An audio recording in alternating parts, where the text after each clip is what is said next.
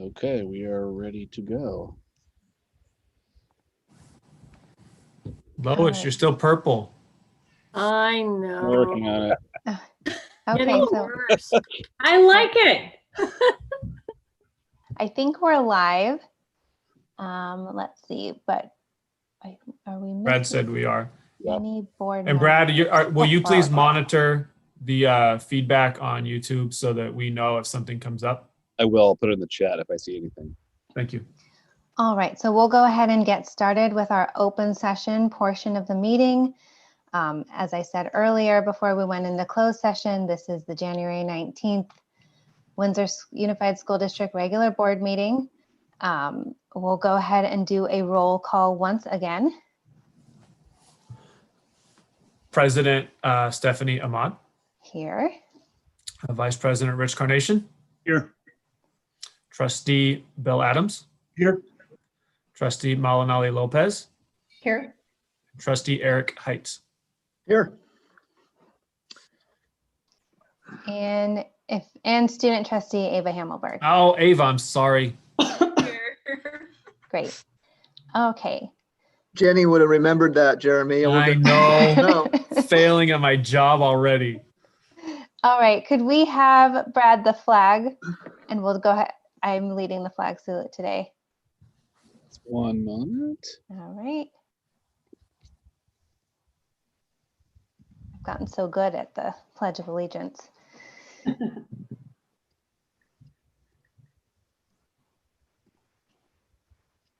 Okay. All right, ready, begin. I pledge allegiance to the flag of the United States of America and to the republic for which it stands, one nation, under God, with liberty and justice for all.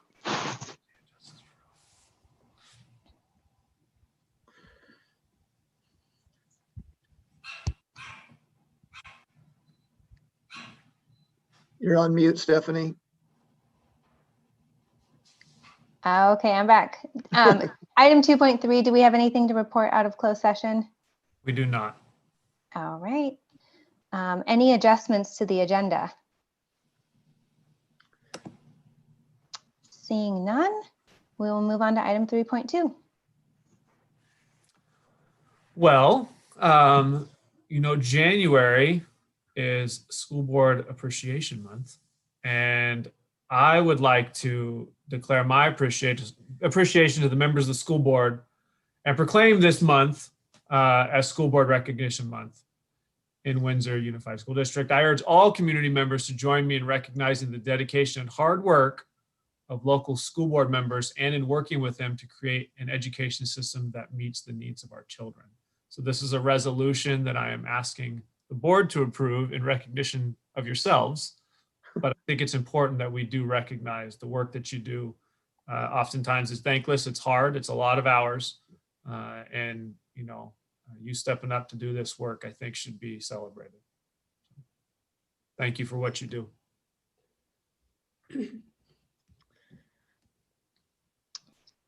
Thank you. Any comments from board members?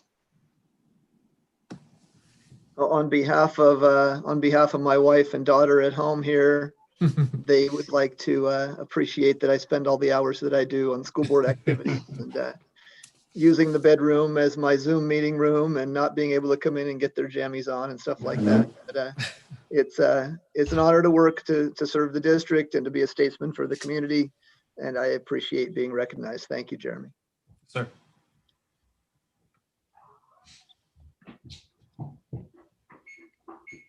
Any other comments? I mean, it's hard for me, it's difficult to take a compliment like that because, we all serve because we love education and we love our schools and we don't feel like we need recognition, but it is very touching to receive it. So thank you.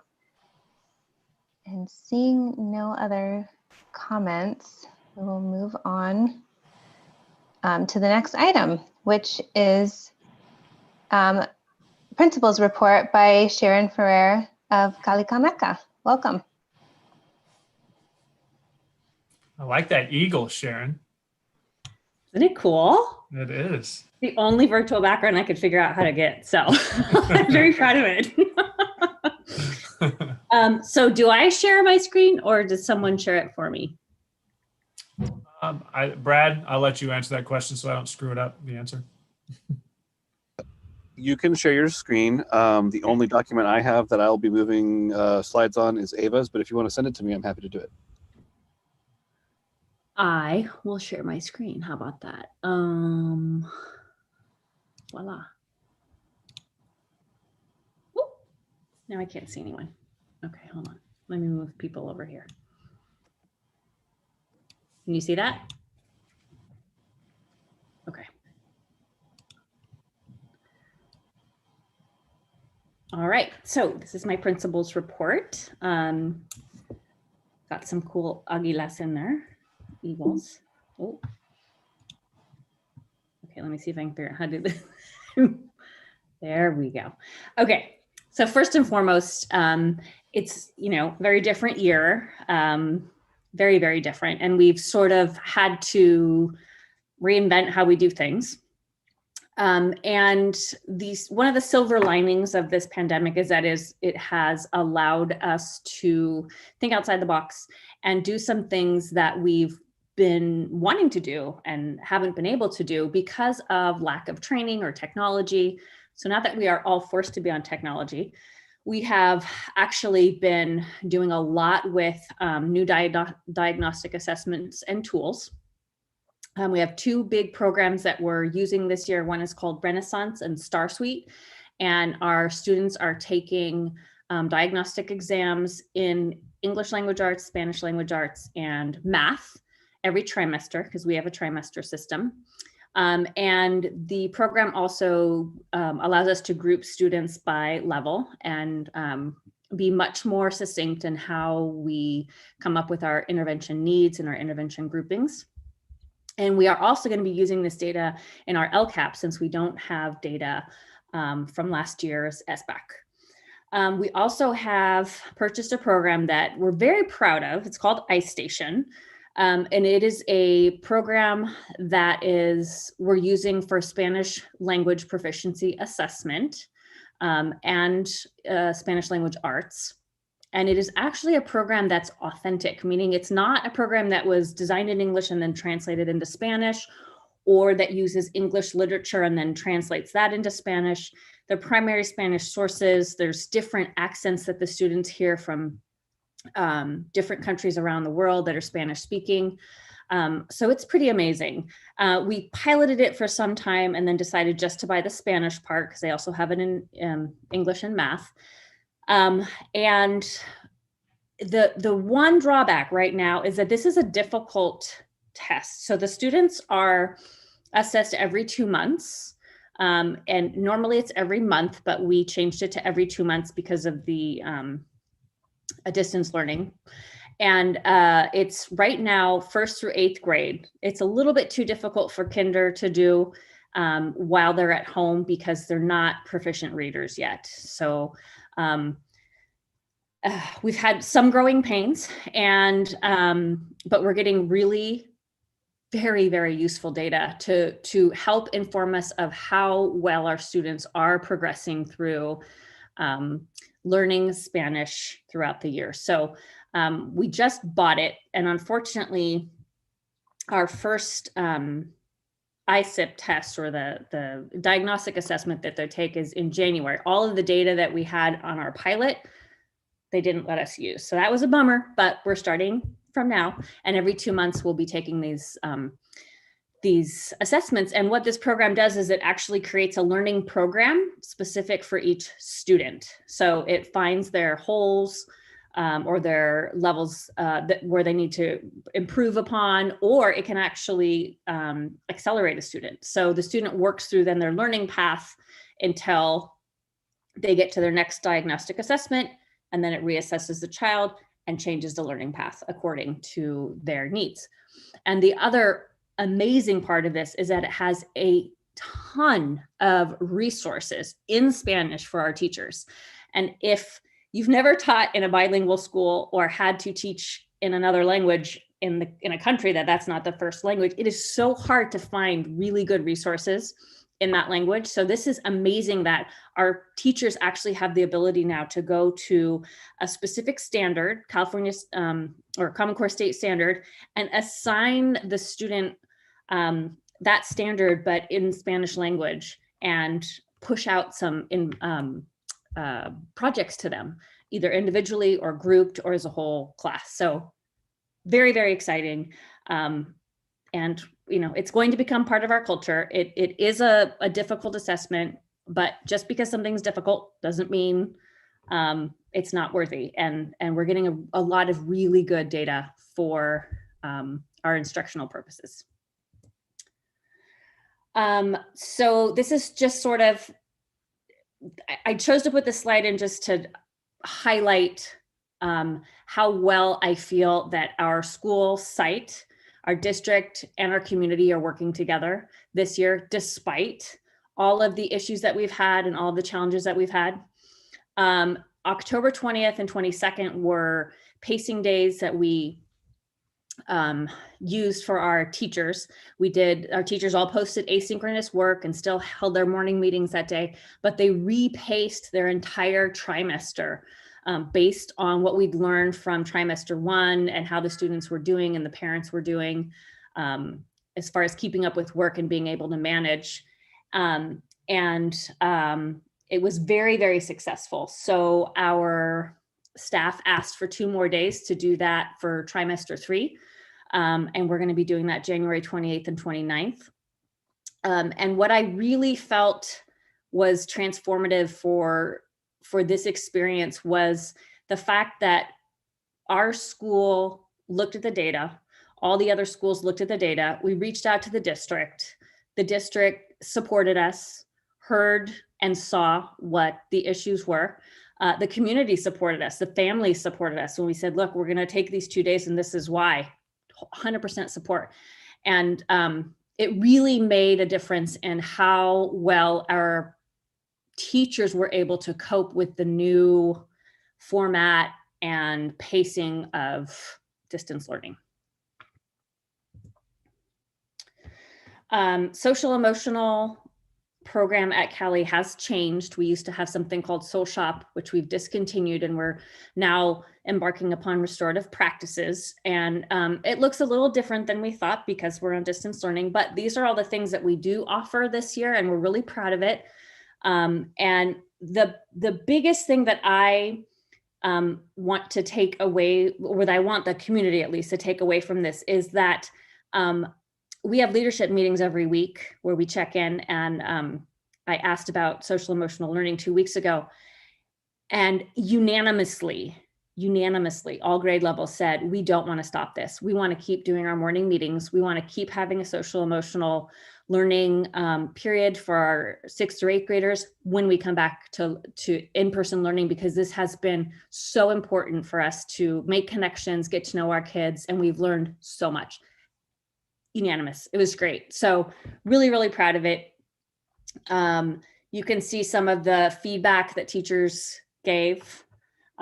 They said, ironically, we have great attendance for social emotional learning. We never have a problem with attendance, which they actually thought would have been a problem. They thought, oh, we're never going to get all these kids coming back for the social emotional part, but they do. They flock to it, and so the students are enjoying it, and the teachers are as well. And it's pretty powerful to see.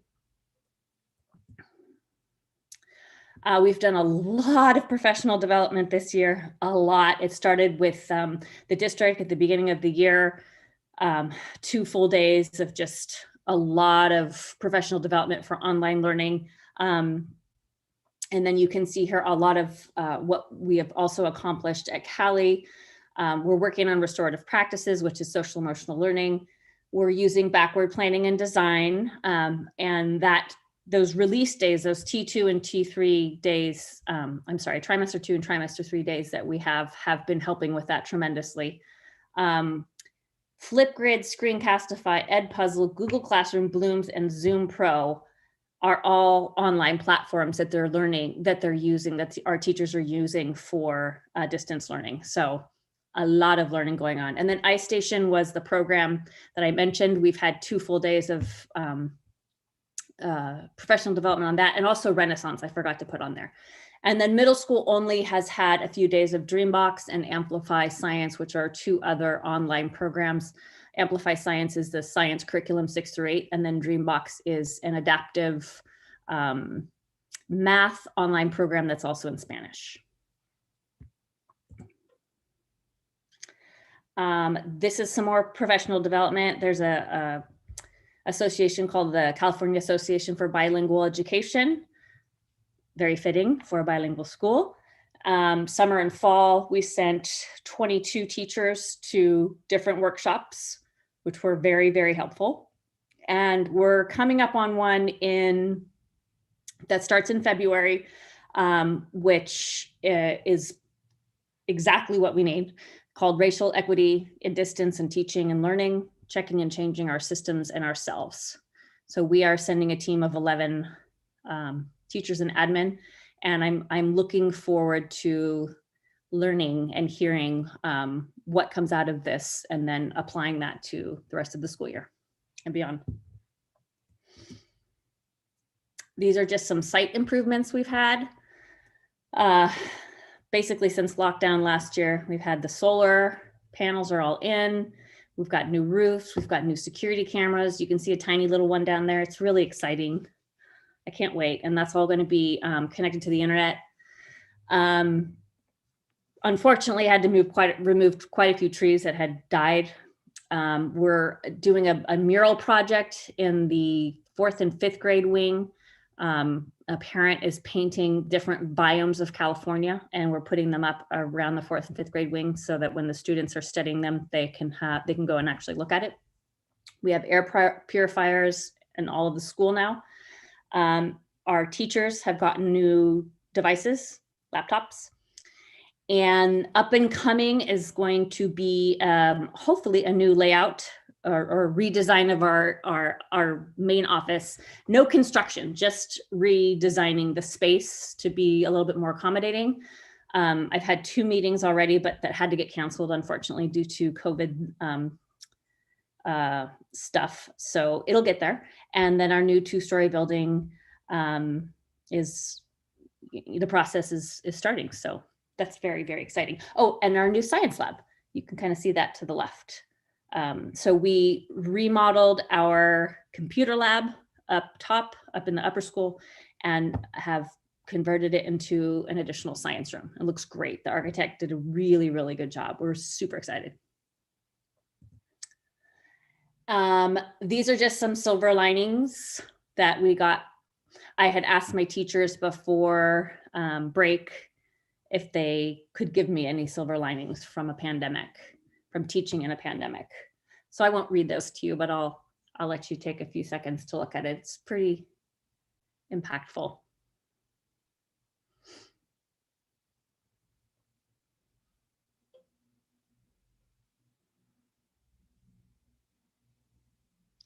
I know at the beginning in trimester 1, there were teachers and probably parents that were feeling a little uncomfortable with being in each other's spaces, like I'm in their homes and they're in my classroom. And it was definitely a new shift. And now our teachers are just saying that they love it. Like I'm seeing siblings and I'm seeing parents, and I'm seeing how their parents are interacting. And so it's actually been very, I would just say exceptionally privileged on both sides. I know I was watching, I was subbing for a class the other day, and this little boy, he was a 5th grader. It was the cutest thing. And his little 2-year-old brother has like a play sword, and he kept whacking him, right? And the kid's trying to focus. And the coolest thing was, he keeps turning to his little brother and telling him in Spanish the whole time, stop, I'm in class, you gotta stop. Never once spoke English. It was awesome. I'm like, oh, this is really cool. I mean, the poor kid, at least he's speaking Spanish to his brother. So it was great. And then last but not least, when I spoke to my staff and asked, what do you want to see in this principal's report? Is there anything you want me to highlight? They really wanted me to thank and acknowledge students and parents. because they feel like parents and students have given it their all, and that they have persevered and weathered all of the newness and all of the learning, and it's really paid off, and that we're learning and growing together. So go Águilas. And that is my report. Thank you for the report. Comments from the board. I think I see Eric.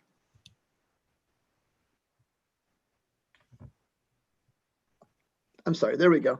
Sorry to put you on the spot a little bit maybe here, Sharon, but if you could, would you please tell the audience viewing and those of us here on the Zoom how potential TK and kindergarten parents for next fall could get in touch with you or could be involved in that process of becoming a Cali student?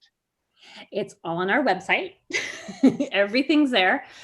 So it opened today, and unfortunately Aries was having some problems. So both sites had to just let parents know, go back on tomorrow.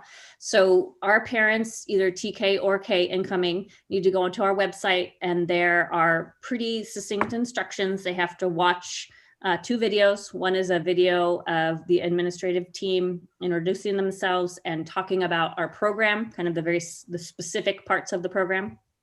And then the other video are the kinder teachers introducing themselves and talking about what kinder looks like. What are the expectations? How do you need to prepare your child? And then there's a Google form everyone needs to fill out that we are collecting demographic information, student name, and there's a couple of questions regarding the quizzes. And then there's, from there, we will get in contact and let people know if they got accepted or not, probably in mid to late April. There is a point system that we use, and that's explained also on the website. So if they have any questions, they can call me or email me or the front office. And the website is? Cali's website? Yeah. Oh, it's wusd.org. And once you go there, you go click on sites and hit Cali. Right. Thank you.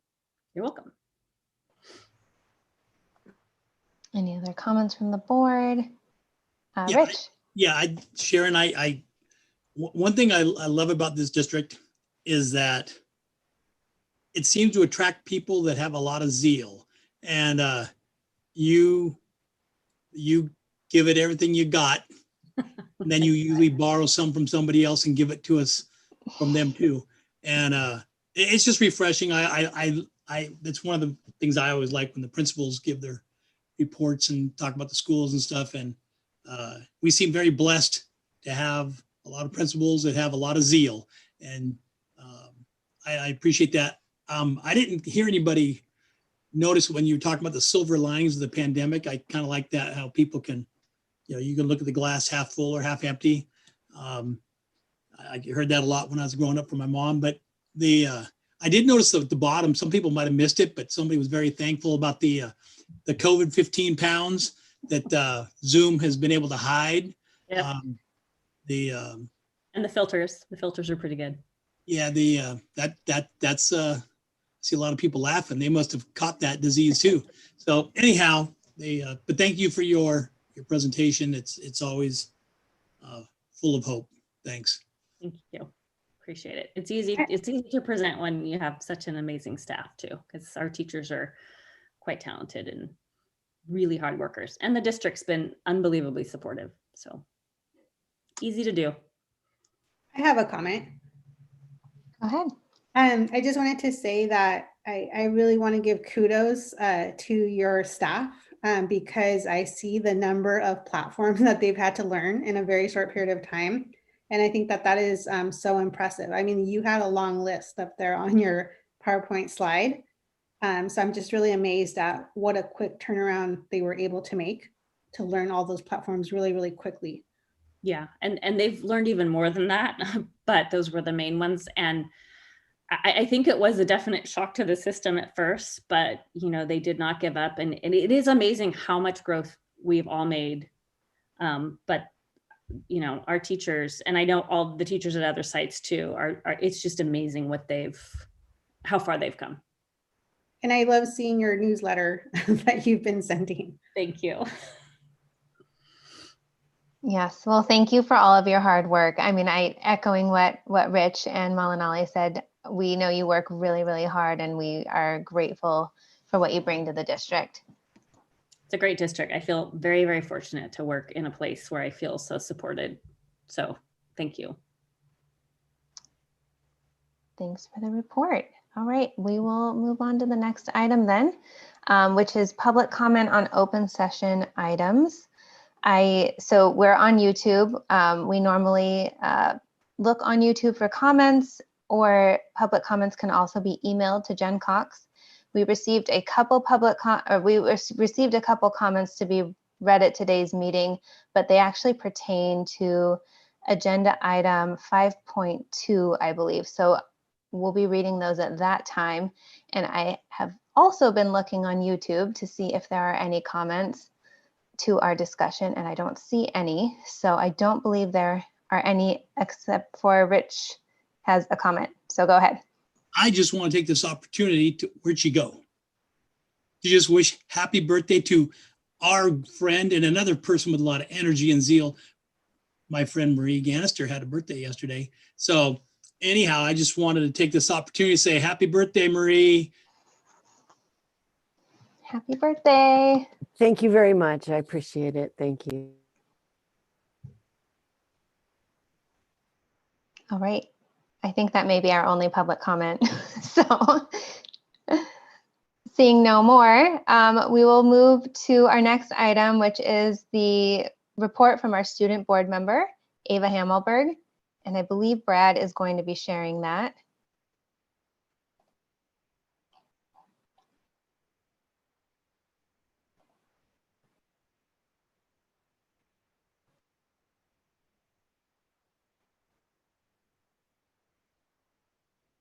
I would share it myself. Computer gets a little overwhelmed when I try to do too many things. Okay. Brad, are you going to be sharing that report? Okay, just making sure.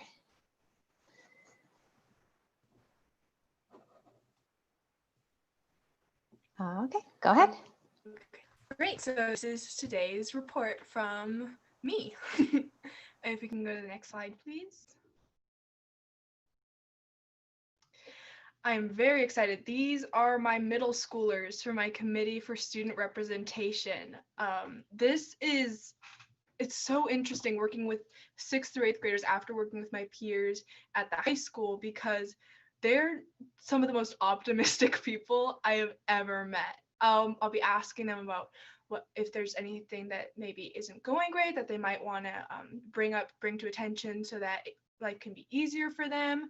And they wanted me to make sure that I told everyone that their teachers are doing the very best that they can, and that everything that might be going wrong is just because things are so weird right now. So this is a great group of kids. They've been so much fun to work with, and they're so insightful and smart, and I love working with them so much. If we can go to the next slide. Okay, so the first group I worked with was from Windsor Middle School. Some of the things they mentioned was that they really appreciated that their teachers had consistent due dates. So one teacher would have a bulk of their assignments be due on a Friday, another one would have it be on a Wednesday, but they could always kind of rely on those consistent due dates, and it kept them from getting frazzled, especially when they don't have the physical assignment in front of them, which usually helps them stay organized. So they really appreciated that, and they wanted to make sure that teachers knew they really liked that. Another thing that we brought up just when we talk about like when I need to get in contact with them is that they're getting so many emails from Google Classroom and Aries and like so many emails. And we actually had a competition to see who had the most unread emails. And I think it was an 8th grader who had 4,000 unread emails in their student Gmail. And we realized that it's an all or nothing. Some students check it obsessively, and every notification they immediately open.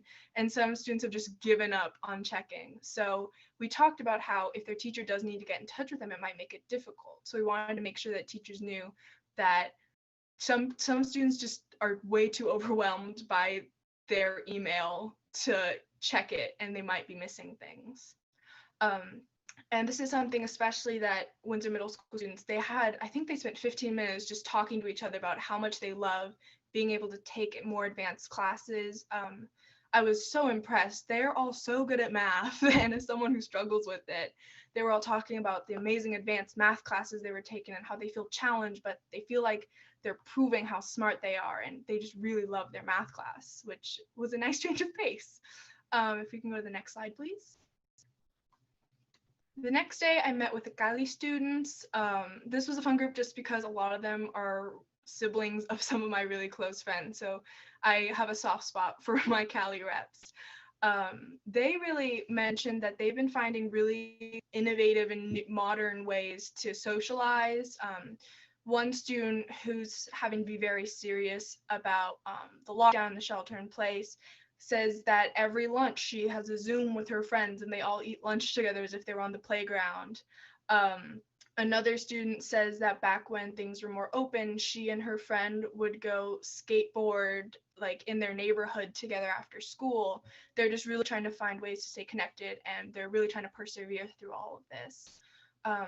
Some students, and this isn't just pertaining to Cali, but it is something that Cali students brought up, is that they've noticed that they're getting more work assigned to them than they did when it was in person, which has just more to do with the fact that they're getting it all at once instead of kind of spreading it out throughout the day and then homework. And it's just something they notice. It feels like it's more work. And then also when communicating with teachers, so a lot of students, from what I've been hearing, they're intimidated by the idea of unmuting on a Zoom, because as we all know, when you talk, you're suddenly on the front page and everyone can see you. Also, when it comes to asking for help with homework, it's not as easy as just walking into a classroom and talking to your teacher. There's an email, and then again, for the students who don't check their email, they might miss the response. I had one student explain that she accidentally emailed the wrong teacher, and then when she was confused about the homework, she got an email back being like, no, I can't help you with math, I'm an English teacher. And then also Cali students mentioned that because you kind of build off of what you learned the last year, some of them are worried that they might feel unprepared for the next year just because so many things have been modified for this school year's curriculum. Next slide, please.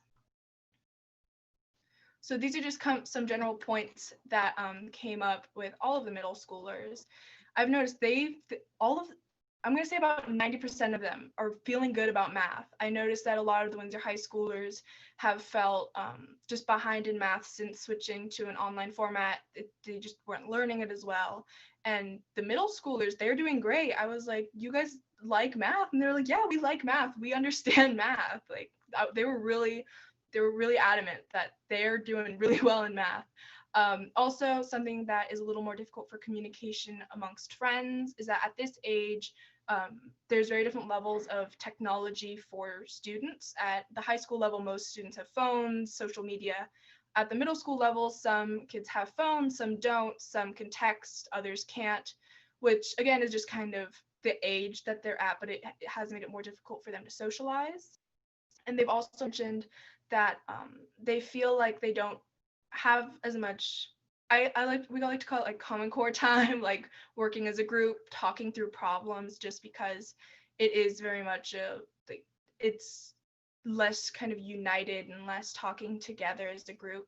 So they just feel like they're not getting as much help and kind of working with each other more as just being taught, which they just like talking to their friends and like working as a group. So that's kind of been harder for them to adjust to. The next slide, please. And again, like I said, these middle schoolers are so optimistic and they want to make sure that the teachers know they appreciate them. This is not all of the teachers that they mentioned, but I couldn't fit them all on a slide. So these are 4 teachers from each school that the students were like, this teacher is the most amazing teacher. I want to go to their class every day. They're so interesting. They make me want to learn. So these are 8 of our Windsor teachers teaching middle school. These aren't all of them, but this is some of them that they wanted to make sure were recognized. The next slide, please. So this is from 6th through 12th grade. I kind of had everyone do a reflection on the first semester of distance learning. something I heard a lot was that they feel like they're working more and learning less, just because a lot of people aren't able to kind of take in the information that they're being taught. And so they're doing a bunch of work online trying to get to a point of understanding, but it's just not working the way it usually does in a classroom. However, a lot of people are saying that going into the second semester, they're feeling a lot better than they did at the beginning of the school year. And a lot of them were like, it's my New Year's resolution to be more hopeful and more optimistic and to just look on the bright side of things and just like make the best of the rest of this school year, which I was like, that's kind of awesome. I've been hearing a lot of students talk about how they wish they're back in school, and of course we do, but I'm glad that they're kind of looking on the bright side of things and just trying to make the best of the situation. And then more specifically with Windsor High School, I've heard from a lot of especially honors and AP students or students who are planning on taking the SAT or ACT that they're feeling a lot more anxious as we reach the end of the school year, just because they're realizing that all of these tests are coming up. The next slide, please. This is just some information from the Windsor High School leadership, some events coming up. We have a club carnival. There is a group in leadership who's planning a kindness week to promote kindness between students and just with the world. And then we will also be having a virtual rally next month. And if we go to the next slide, that is the end of my presentation. It's a little longer than usual. I'm trying to get a month's worth of information in here. Thank you, Ava. That was wonderful. Do we have any board comments? Bill Adams gives a big thumbs up. And so does Eric and Rich. Well, I think it's always helpful when we hear your presentations. I know everyone always listens intently who's at the meeting, because we gain so much insight on the student experience. So thank you. Every time they're very, very helpful. And it sounds like this was an optimistic bunch of students you got to work with. So that's pretty exciting too. Yeah, we're excited for the rest of the school year. Thank you, Ava. Okay, we will move on then. Thank you, Ava, to item 3.6, approval of the minutes from December 15th, 2020. We have our board reorganization and the minutes from that day. If seeing no discussion, do we have a motion to approve the minutes? So I'll moved. motion to approve the minutes. Okay, Eric, and then Bill second. Okay, great. All in favor? Aye. Aye. Aye. Any opposed? And no, okay, I think it was all in favor. So 5-0, that passes. And then we move on to consent items. And I will turn it over to our Vice President, Rich Carnation. We've got a lot of them here. I'm going to make a motion that we approve the consent items 4.1 through 4.18. If I can get a second, or if there's any discussion. I'll second. Oh, go ahead. Molinelli seconds. I'll second. All righty. Having a second, is there any discussion or good to go? Good to go. Any discussion? Good to go. Okay, thank you. All in favor of approving consent items 4.1 through 4.18? Aye. Any opposed?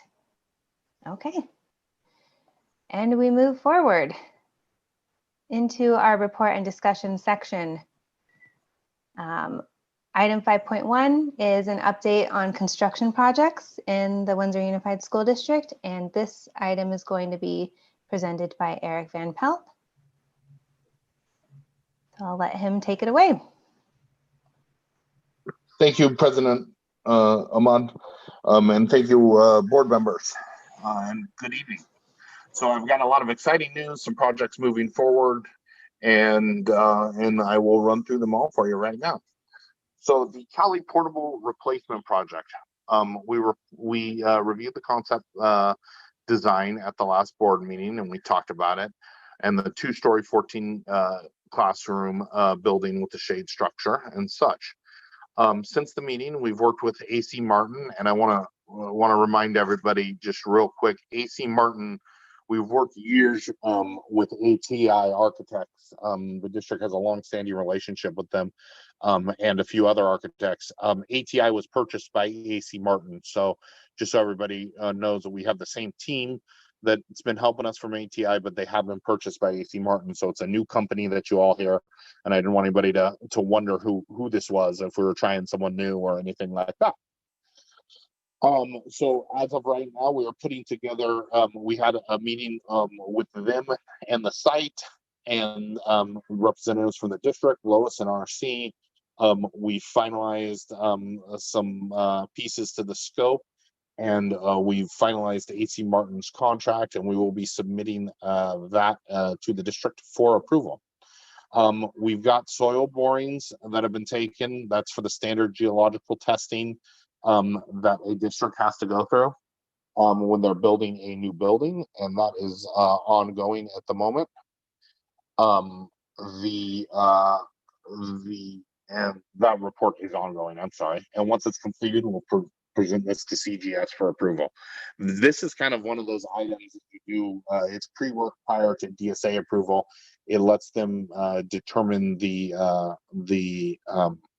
load-bearing capacity of the soil for the building to sit on. So this is all steps that are going in the right direction. We're going to be working closely with Sharon and her team at the site in the next over the next several months to get this design nailed down, to finalize all the little parts and pieces that come with it, and make sure that we get them everything they want and everything possible. Maddie Washburn modular buildings. Increment 1 is currently in DSA. We're expecting that to be out in February. We have that out to bid right now. So we have contractors looking in and putting their pricing together. We can expect a great break ground in early March and modular set by early June. We've worked with Julie to finalize the design and make sure that everything meets her needs. And we've incorporated a few extras on the exterior of the building with the savings that we have in the buildings. And finally, the most exciting part is, since these are modulars, these are built off-site. So our buildings, as of next week, February, they will start to be being constructed in American Modular's warehouse, where they will then be shipped to the site, and we're expecting the first shipment of buildings in June. And once they arrive on site, they'll be assembled. Elementary school cameras. The team is working on some minor troubleshooting with the programming. So we're in the punch list phase right now, and we are trying to get the programming and the punch list phase wrapped up. With that said, after the programming and the punch list phase, we will slide right into the training phase and get everybody trained up and make sure that everybody knows how to use the equipment on the site. The district staff has already been trained because this is the same system that we are using at the high school. Intercom upgrades. Drawings are complete. There is some minor comments that are getting finalized, and we're going to release these for bid in the next 2 weeks. That will allow the contractor to hit the ground running, procure material, and then be ready to install come summer break, or maybe start a little bit earlier, depending on what opportunities we have.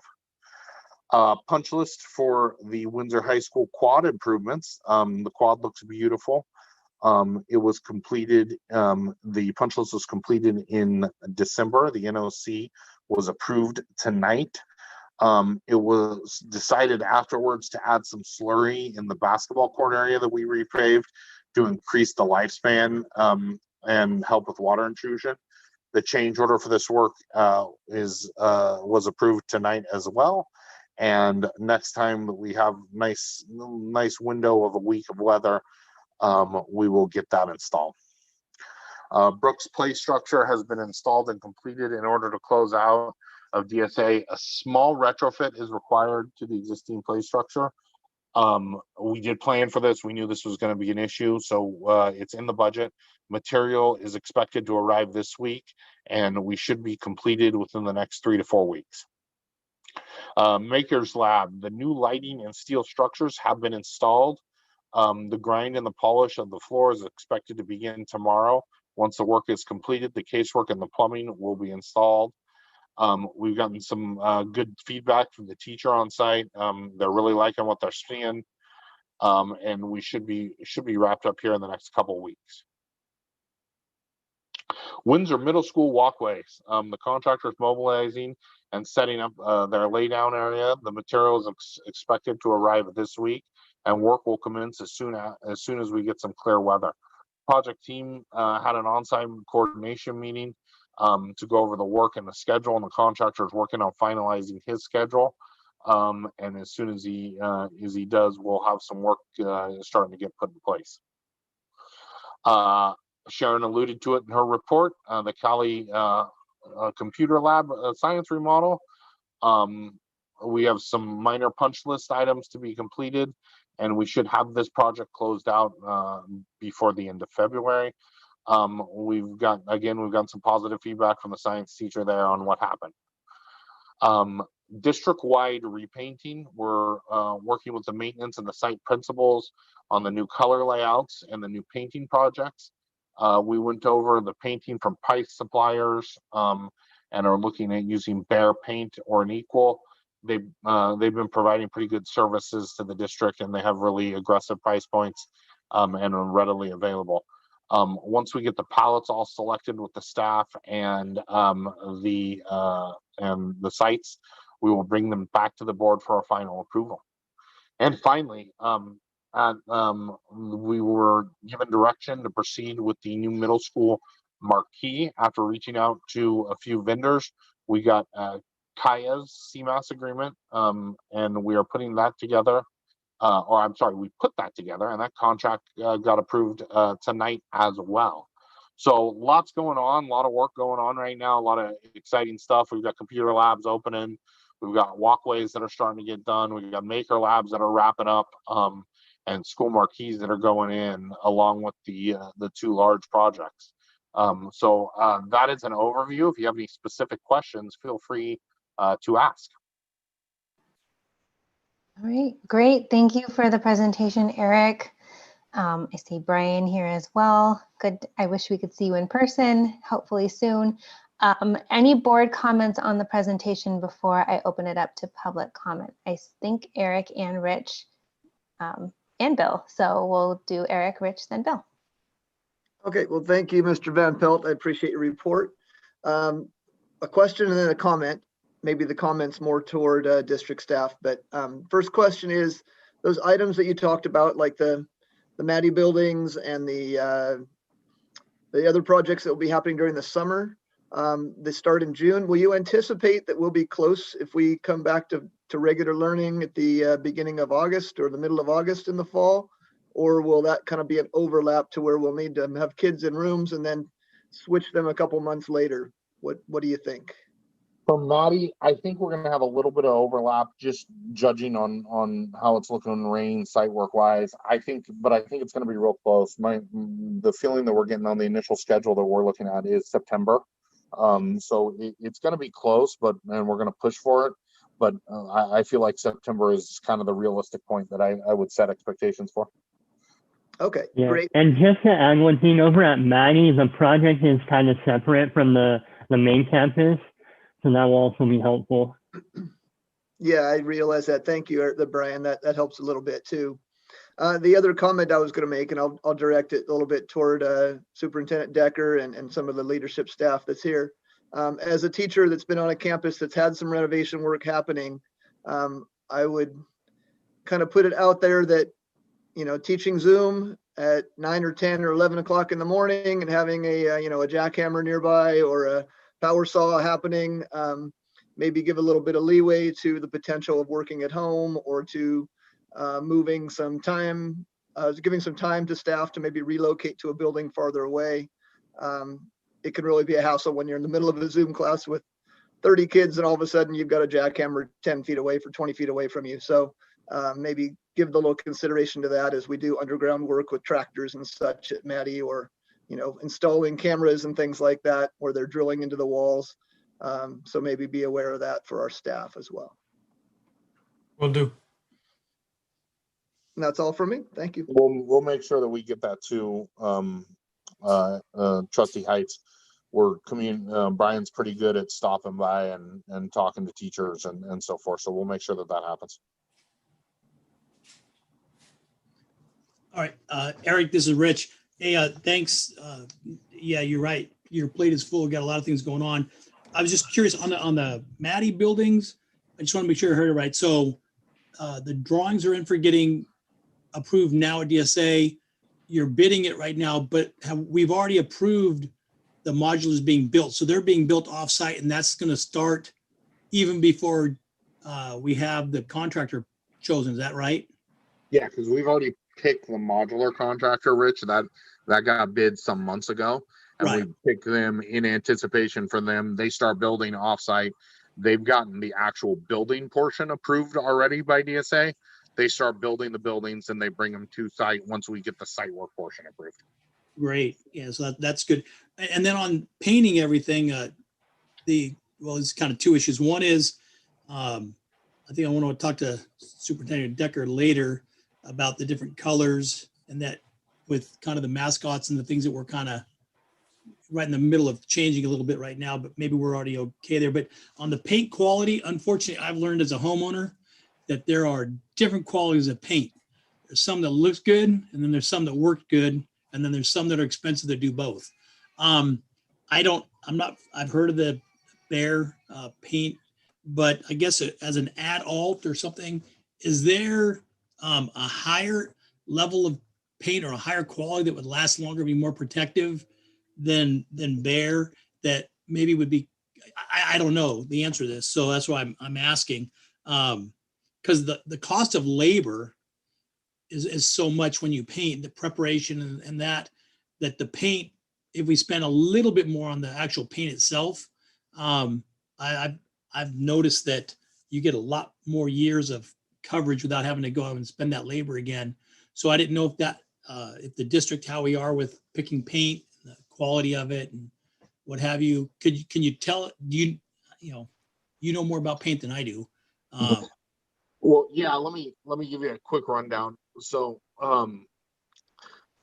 what we're talking about a little bit is manufacturer versus quality too. So whether you got Behr or you got Kelly Moore, or you got Dunn Edwards, whoever that is, they have a premium quality, a middle of the road quality, and then an economical quality of paint. And they're all very similar, right? The manufacturer is less of a concern versus the quality of the paint is being the concern.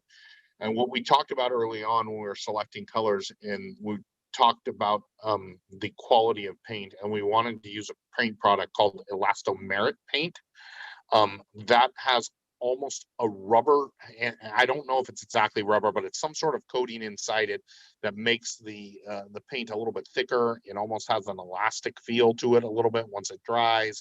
It really creates that membrane to keep the building waterproofed, because paint makes the buildings look pretty and look really nice, but the big thing that it's doing is waterproofing your building. And that elastomeric, that really is the top quality for commercial facilities, or school, educational, because it really can take a beating and not chip, and it does great with water protection. Great, thank you. That was it.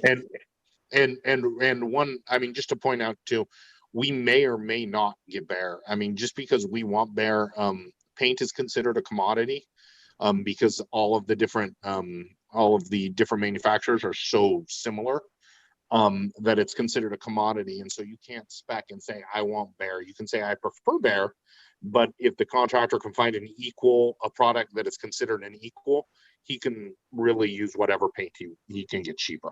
So in the spec, did we spec out an elastomeric paint then? Exactly. We're specking out an elastomeric paint, and our preference is Behr. Cool. Thanks, Eric. No problem. Thank you. Big Bill.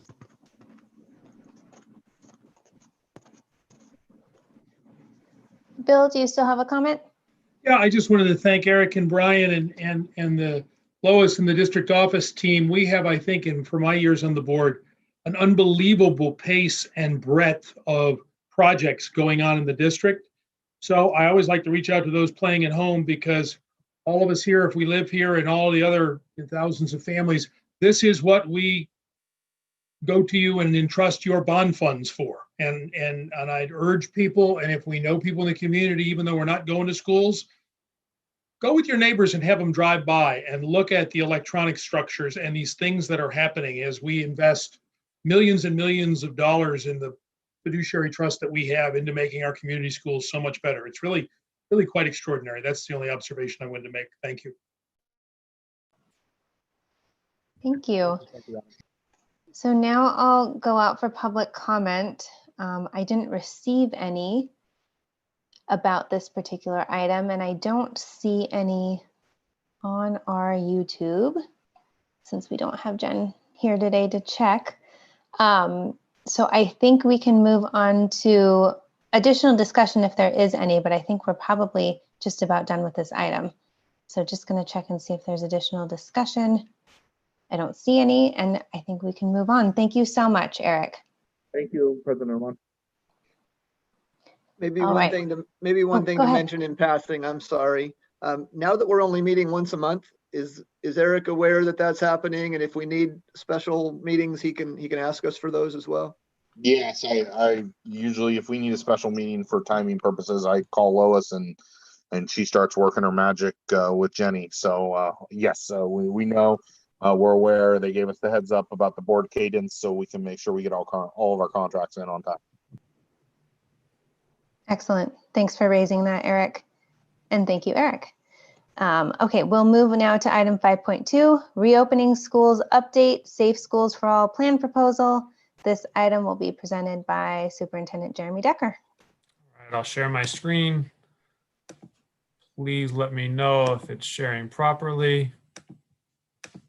Is it working, Stephanie? Looks good. Okay. All right, guys. So I added to discuss beyond just Safe Schools for All plan, also the vaccination rollout, because I got some information over the past week since I submitted this item. So the Safe Schools for All plan, the governor proposed an incentive, $450 per student to reopen elementary schools for in-person instruction by February 1st, or if we open by March 1st, $337. There are a number of requirements. I just called out some of them, but the first would be, weekly / bi-weekly testing of both students and staff. And it's bi-weekly if you're at a certain level of COVID throughout your community, and it's weekly if you're at a higher level. So that's why it's weekly or bi-weekly. And I'd like to note that students and staff. I'll talk about some of the shortcomings of this in a following slide, but just remember that there has to be a COVID safety plan that has the approval of all school employee unions and meets the new Cal OSHA regulations. And the county ratio would be changed from basically the tier structure kind of got away from the tier structure in this Safe Schools for All plan, but basically said if you are, first he said under 28 per 100,000, you could attempt to reopen for these dollars. But then it changed again to 25 per 100,000 in terms of the number of people with COVID. And that's up from the current 7 per 100,000. So anything over 7 per 100,000 right now requires a waiver. With the Safe Schools for All plan, the waivers would go away and it would be a local decision. But again, the metrics changed. I feel like I'm being confusing, and I'm sorry if I am. It's kind of a confusing thing to work through. But the moral of the story is the metrics changed from 7 per 100,000 to 25 per 100,000 in terms of being allowed to reopen.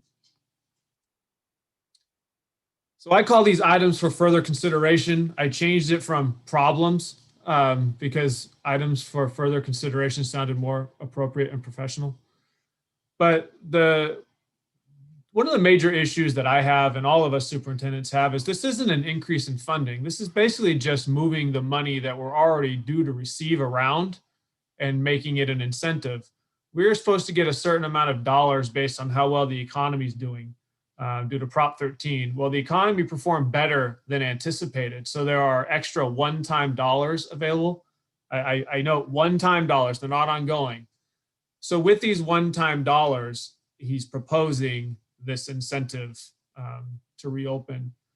There are other issues, most notably that a lot of, it does, maybe not affects Windsor, but a lot of districts in urban areas, lower income, may not have the staffing to pull this off, to get everything in order. And so you're going to have, you know, a lot of has and have nots here, and who can get the proper PPE. And I don't know if that's necessarily an issue for us, but it's been brought up across the state. The bigger issue is that all this is a proposal from the governor right now. The timeline of February 1st is simply unrealistic. This hasn't gone through the legislature. It's not even something that we know, you know, the amount could change, the requirements could change. There's so much that could change. The legislature hasn't even started reviewing this. We're 12 days away from February 1st. So to have us have a plan in place, have bargained with all labor, and really thought this through, I think is fairly unrealistic. We built our entire reopening plan on the metrics that have been used over the past 10 months, most notably that 7 per 100,000 number. It's a number that really has directed all of our planning. And so to change that, I'm open to understanding, you know, the rationale for why it's changed. And there is on the webpage that goes to the Safe Schools for All plan, they do provide a rationale document. It simply doesn't rationalize the 25 per 100,000. It rationalizes why elementary school students are less prone to getting COVID than adults. And it talks about an ACE2 receptor. And essentially, to make it simple here, younger students, younger children have less ACE2 receptors than older individuals. And ACE2 receptors are how COVID enters the body. And so if you have less receptors, then hypothetically, you should be less prone to getting COVID. That was a major point that really stuck with me regarding rationale for why this plan is appropriate. But having said that, I still don't understand where the numbers come from. They felt arbitrary. It didn't really explain why 25 per 100,000. It simply explained the difference between a younger person contracting COVID versus an older person. I'm going to move on to vaccinations. So we did get some information over this past week, and school personnel have been placed at the front of the line for phase 1B. We're still in phase 1A in Sonoma County. Other places have moved on, notably our neighbors, Mendocino and Marin County. In fact, Ukiah Unified has already vaccinated over 200 of their staff. You know, this was, I was fairly frustrated when I learned that everybody had started vaccinating around us. And so I asked the question, why are we behind? And was given the answer. Actually, you know what? I think I go through this on the next slide. So I think I'm jumping. No, I'm not jumping. So I was given the answer that when they rolled out the number of vaccines that each county got, they didn't really take into consideration the number of healthcare workers or individuals in phase 1A. So for Sonoma County, we have a lot of individuals that are in phase 1A. And in Mendocino County, for instance, they got through their phase 1A individuals and had leftover vaccines so they could move on to phase 1B. We're simply not there. In Sonoma County, we're going to be getting the Moderna vaccine, which it's good because it doesn't require the extreme cold temperatures that the Pfizer vaccine does. And the time needed between the first and second dose is 28 days. We have about 15,000 school personnel, because this includes preschools, private schools, charters, everybody in Sonoma County. And so you figure that's 30,000 doses because you got to get 2 shots.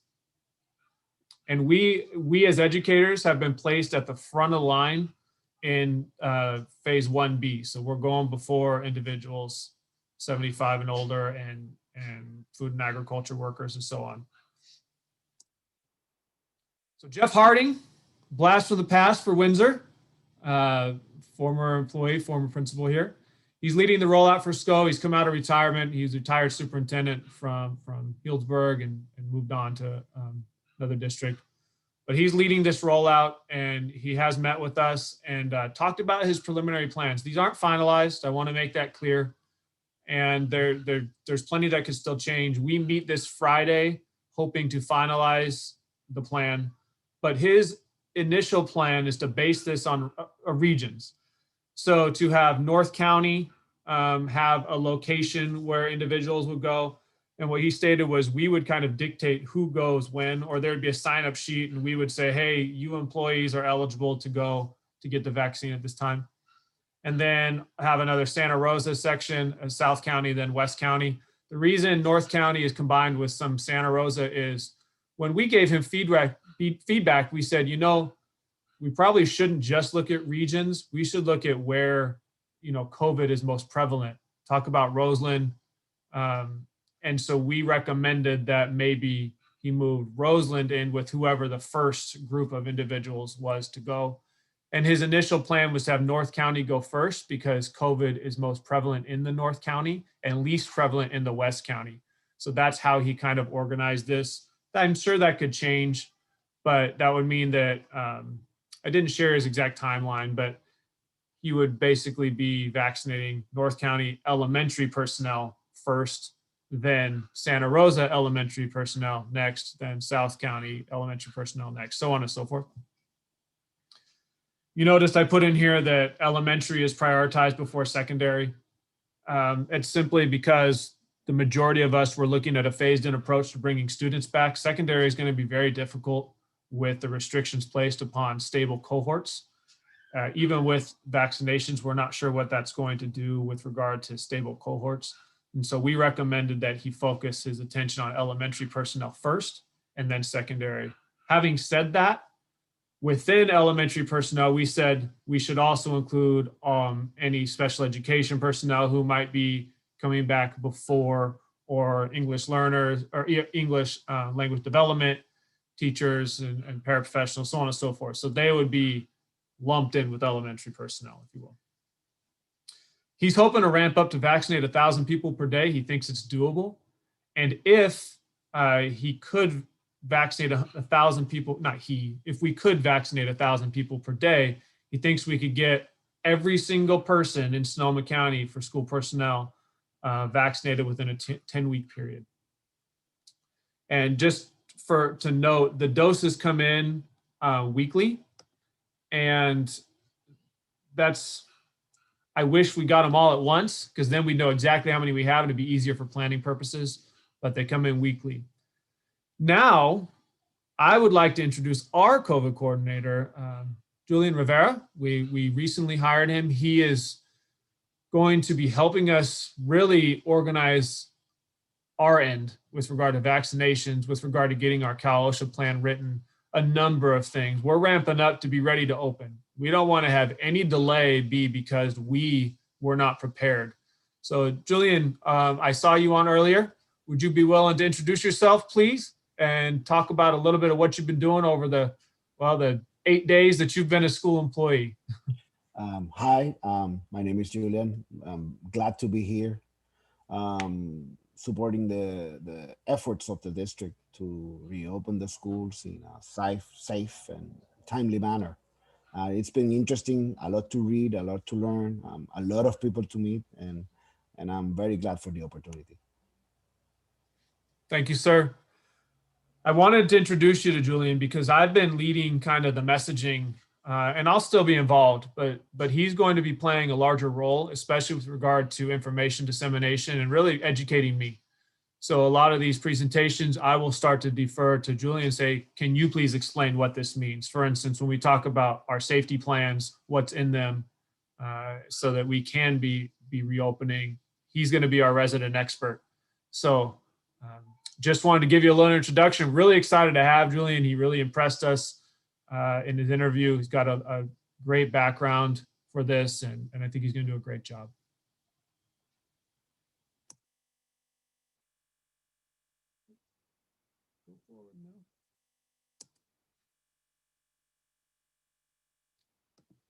Not moving for me.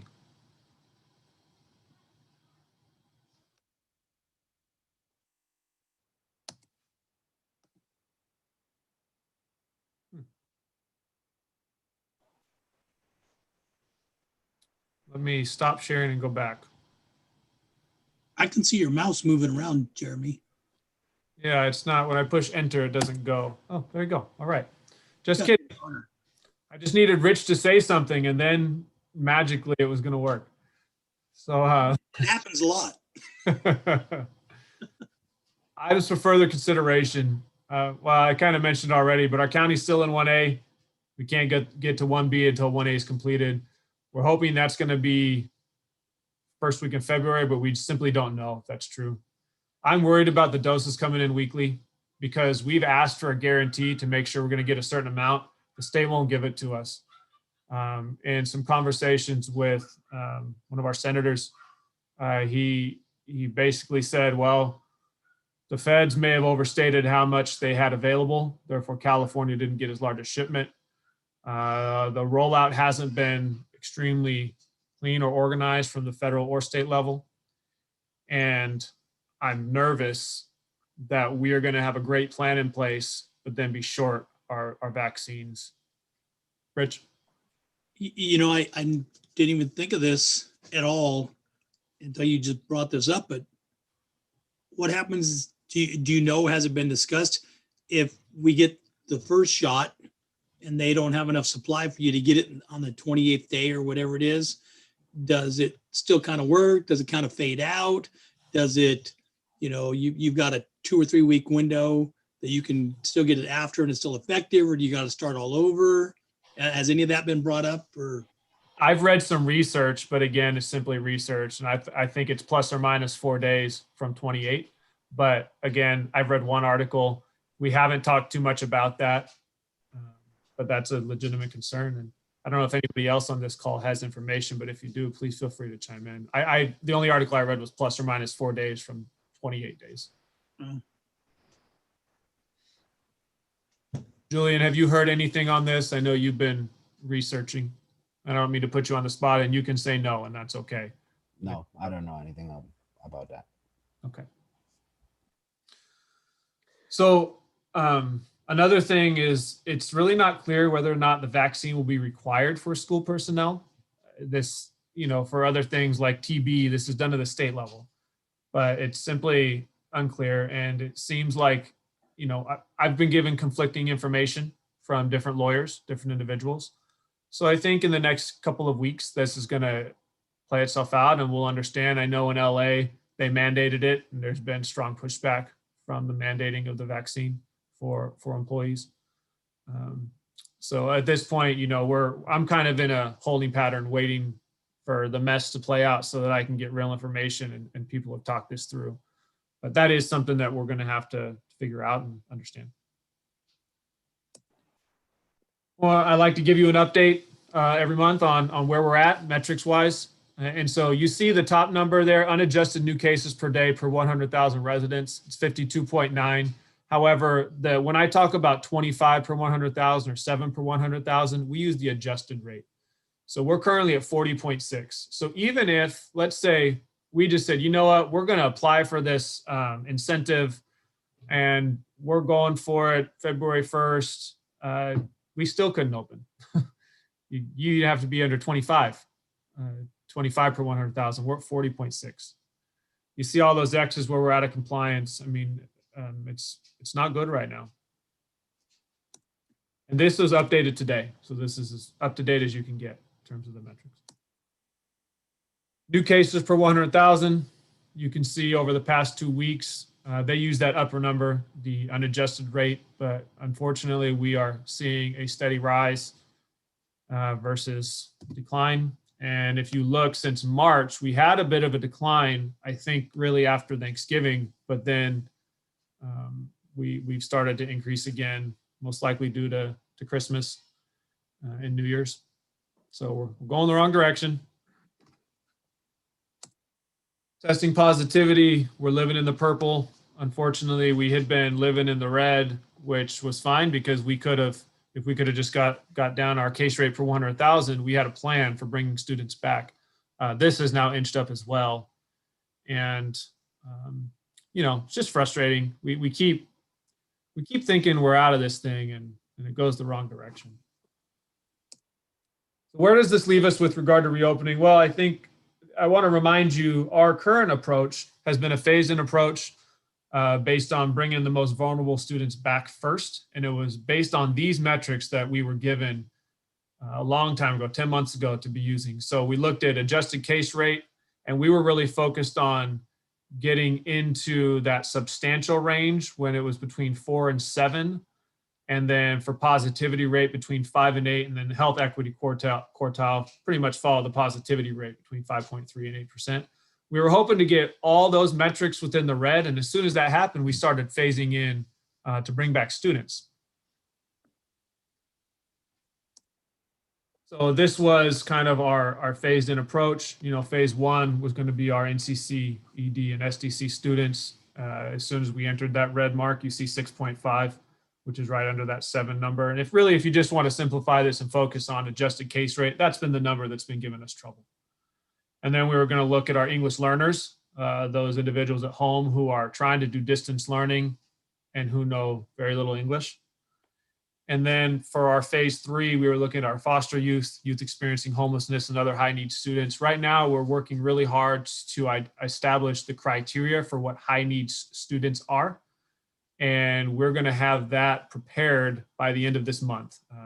Lisa Saxon's been working hard with sites on this criteria so that we can be clear and start to communicate to families which students would meet the criteria. Also for, NCC, ED, SDC, there's certain criteria to meet, safety criteria, and English learners as well. So we're really working hard to establish the criteria for phases 1 through 3 first.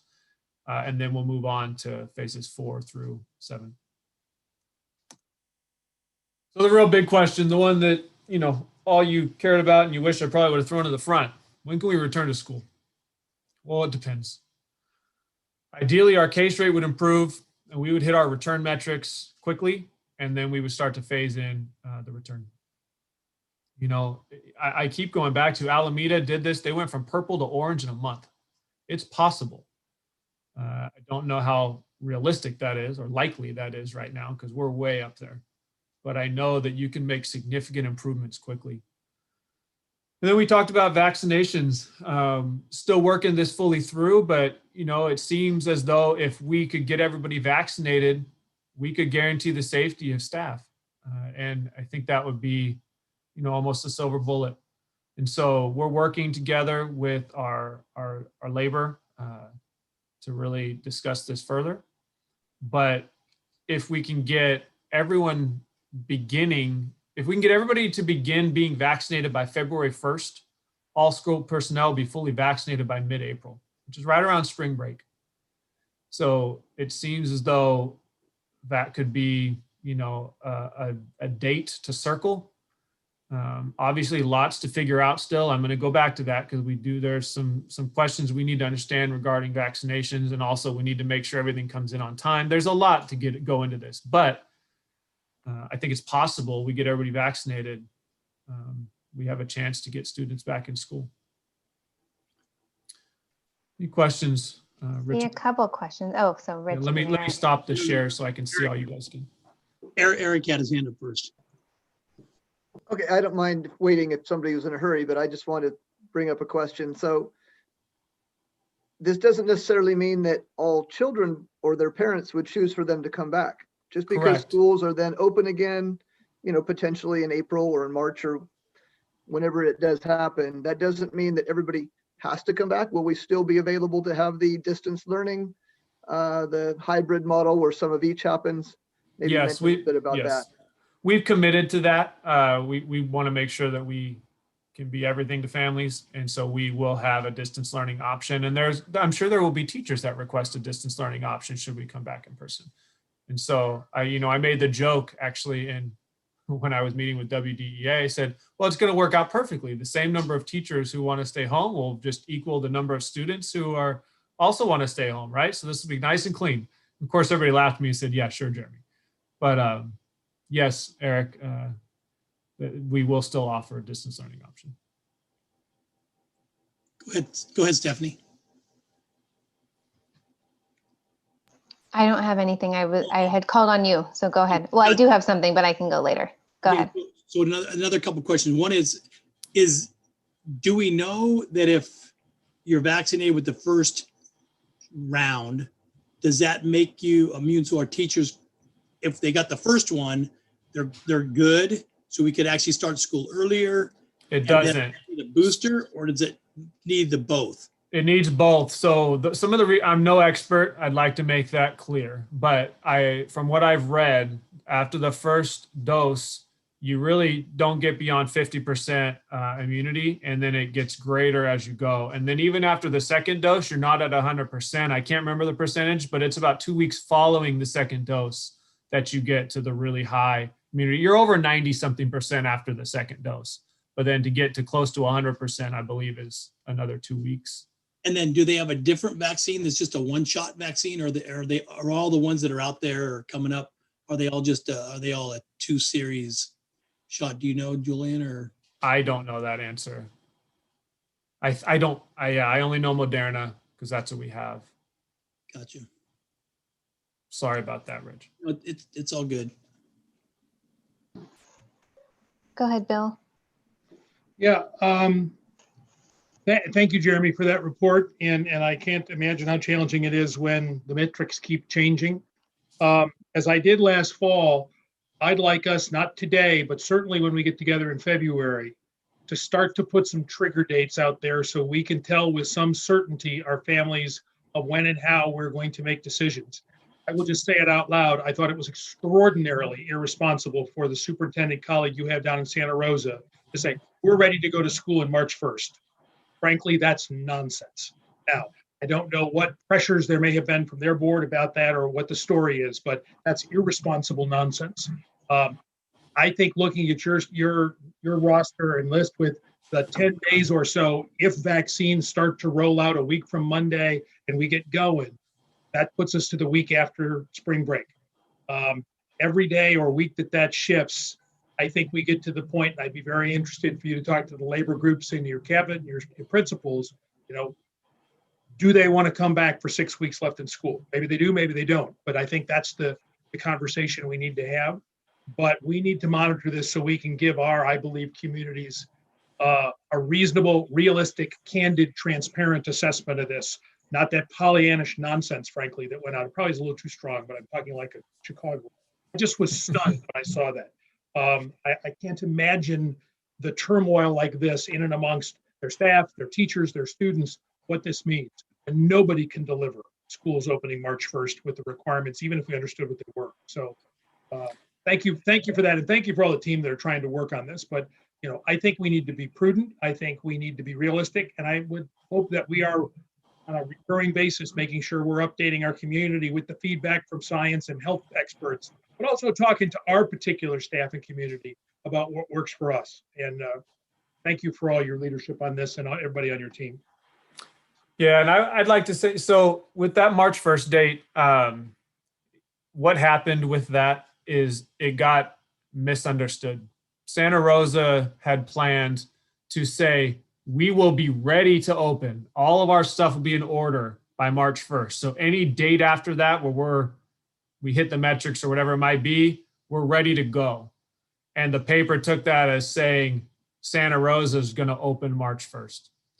So I will say that we are in a similar position where we are trying to make sure we are not the delay, right? So whenever the metrics hit, we're not going to say, oh, I'm sorry, we didn't have the PPE in place, so we're delayed an extra week and a half.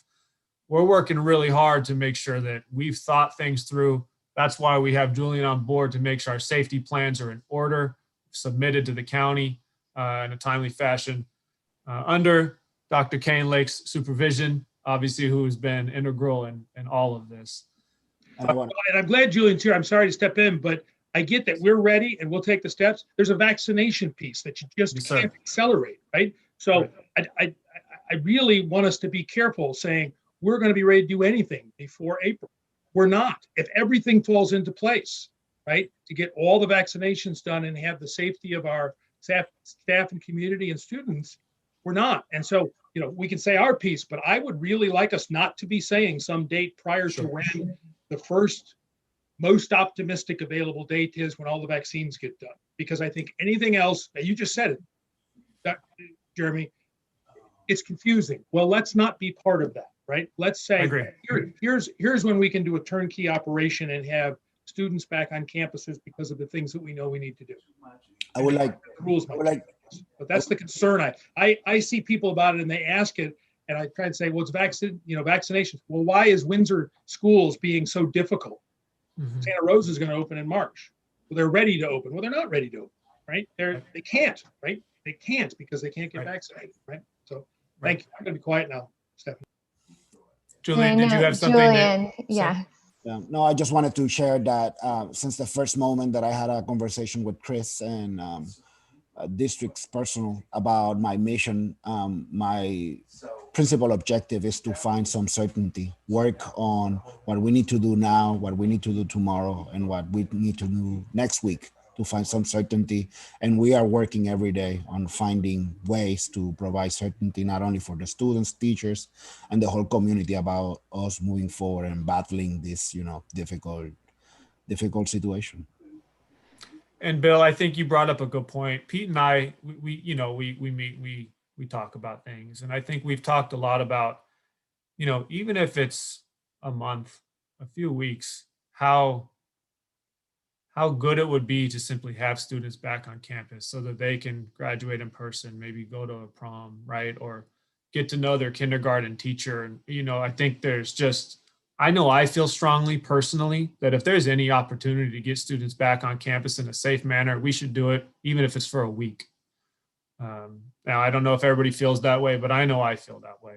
So that informs how I lead and what I ask people to do. Thanks. That sounds great. Welcome, Julian. A couple comments. I want to acknowledge Jeremy, Chris, everyone at the district, and now Julian, who's here. Do you prefer Julian or Julian? Either? Okay. I think everyone here has worked so hard on working with some very incomplete information, frankly, and not very great guidance to come up with a plan every step of the way. I've seen everyone firsthand work during the summer to come up with a plan for hybrid and then have to come up with another plan almost immediately after that for distance learning, and then have to do it again now with new metrics that have no justification that's been provided, no buy-in, no public campaign to, help people buy in that, 25 over 100,000 makes more sense than 7 over 100,000. Like it's a little disappointing being in public service to see kind of how much our school district and every school district is having to do to just figure out what to do. But I do think that there is a plan in place, no matter, that's how good everyone is, that no matter what ends up being ultimately what needs to happen, there will be a plan that can be rolled out. And I'm glad that Julian is here and you can help provide that certainty of when the timeline is going to be and what's actually going to happen, because I think we're finally getting to that stage. But it has been a very frustrating process to witness, because I think there could have been a lot more. And looking at it from kind of my perspective as, board member in Windsor, there could have been a lot more collaboration, cross collaboration, information sharing, unified planning at just about every level. But I think our district has done an amazing job of rolling with all the punches. And dealing with a really difficult situation. I mean, there are a lot of people who are really sick right now, and I'm sure we are all, know more and more people who have contracted COVID. So it's out there and it's impacting people's lives now more so than it was even in the past. So, just lots of things to consider. It's a very complicated situation, and I think we're doing the best we can to do it justice, Stephanie, could I say one thing too? Yeah. There's been a narrative out there that our labor organizations are keeping us from reopening. And I've said this before, and I simply want to say it again. That simply isn't true. You know, we're working together great. I mean, I have good relationships with both of our unions, CSCA and WDEA, and there's none of that. You know, we talk everything through. We try to come up with what the best, try to make the best of the worst. And do things in a responsible, safe manner, but still meet the needs of our students. So I just want to put that to bed. I mean, if we have to bash somebody, then bash me, right? This is collaborative. Ultimately, I'm the superintendent, and it's just that narrative's false. So that's really what I want to say. I had a comment too. Go ahead. I just wanted to remind us all that I think last week we had 2 letters that came in that we wanted to comment on and address because I think that's important. Yep. Yep, that's next. And any other? Oh, go ahead. Go ahead. Oh, and then I just had a second comment, and that is that I happen to be the mother of an 8th grader, and you know, she and I have talked about her missing her 8th grade activities that were supposed to be planned. You know, we're in session, but I think that because she's very mature, you know, she has shared with me that she would prefer to be safe than to risk going back to school, even if that means missing her 8th grade activities. And I thought that was really well said on her part, because I think that the most pivotal moment is really seeing a downturn in those COVID cases. And, you know, when we keep escalating, it's really a problem. You know, I just can't foresee, you know, what action we can take until we start to turn that around. So I think that is going to be a really pivotal moment for us as a board to make decisions, you know, when that happens. Yeah, agreed. Yes. Thank you. Go ahead, Rich. The only thing that's tough about this is when, you know, I had COVID, you know, I went through our family and what have you, but when you look at the numbers, what's so frustrating is that when we're talking about as a percentage, we're talking about, you know, 7 or 20 or 25 per 100,000 people. I mean, that is a lot of folks. And so it's really tough. I mean, I have a lot of parents calling me up and going, hey, we got to open up the schools. We got to get our kids back in. I have parents that are taking their kids to Utah and to Idaho and,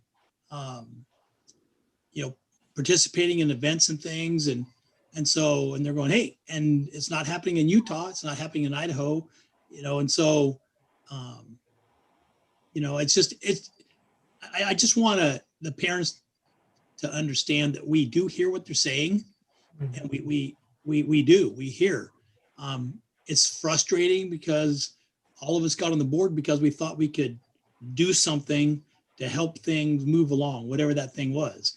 And this situation has been kind of a pretty helpless type of deal because we kind of don't have much ability to do much of anything.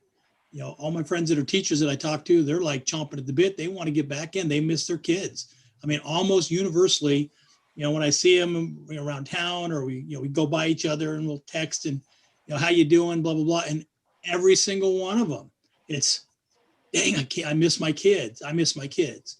And, you know, so I know a lot of people are frustrated with how their life is impacted on the negative side, but kind of going back to Sharon's presentation earlier, what are some of the positive things?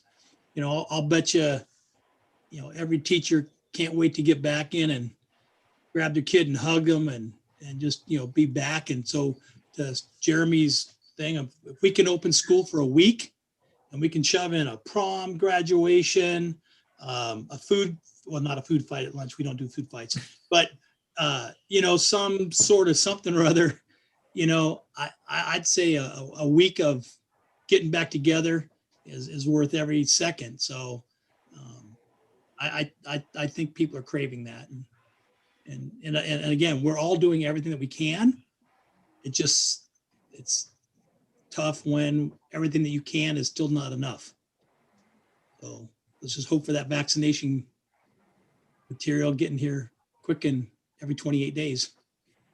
And Stephanie, I should have mentioned this, I think to Rich's point, we actually aren't eligible to open. So it's a little bit confusing, but the waiver process has been put on hold. And so we're in purple and we're deep into purple. And so the only way to potentially open before getting into the red tier is through nuisance incentive plan that still isn't approved by the legislature. So our school district is essentially in a holding pattern. We apply for a waiver, which we weren't planning to, but we couldn't even if we wanted to. So we are tied to getting to basically red at the moment until we see what's going to happen with this proposal. What if we're vaccinated? What if we're all through the vaccination? We good then? Hope so. We should be. But it's Jeremy, yeah. I'm sorry.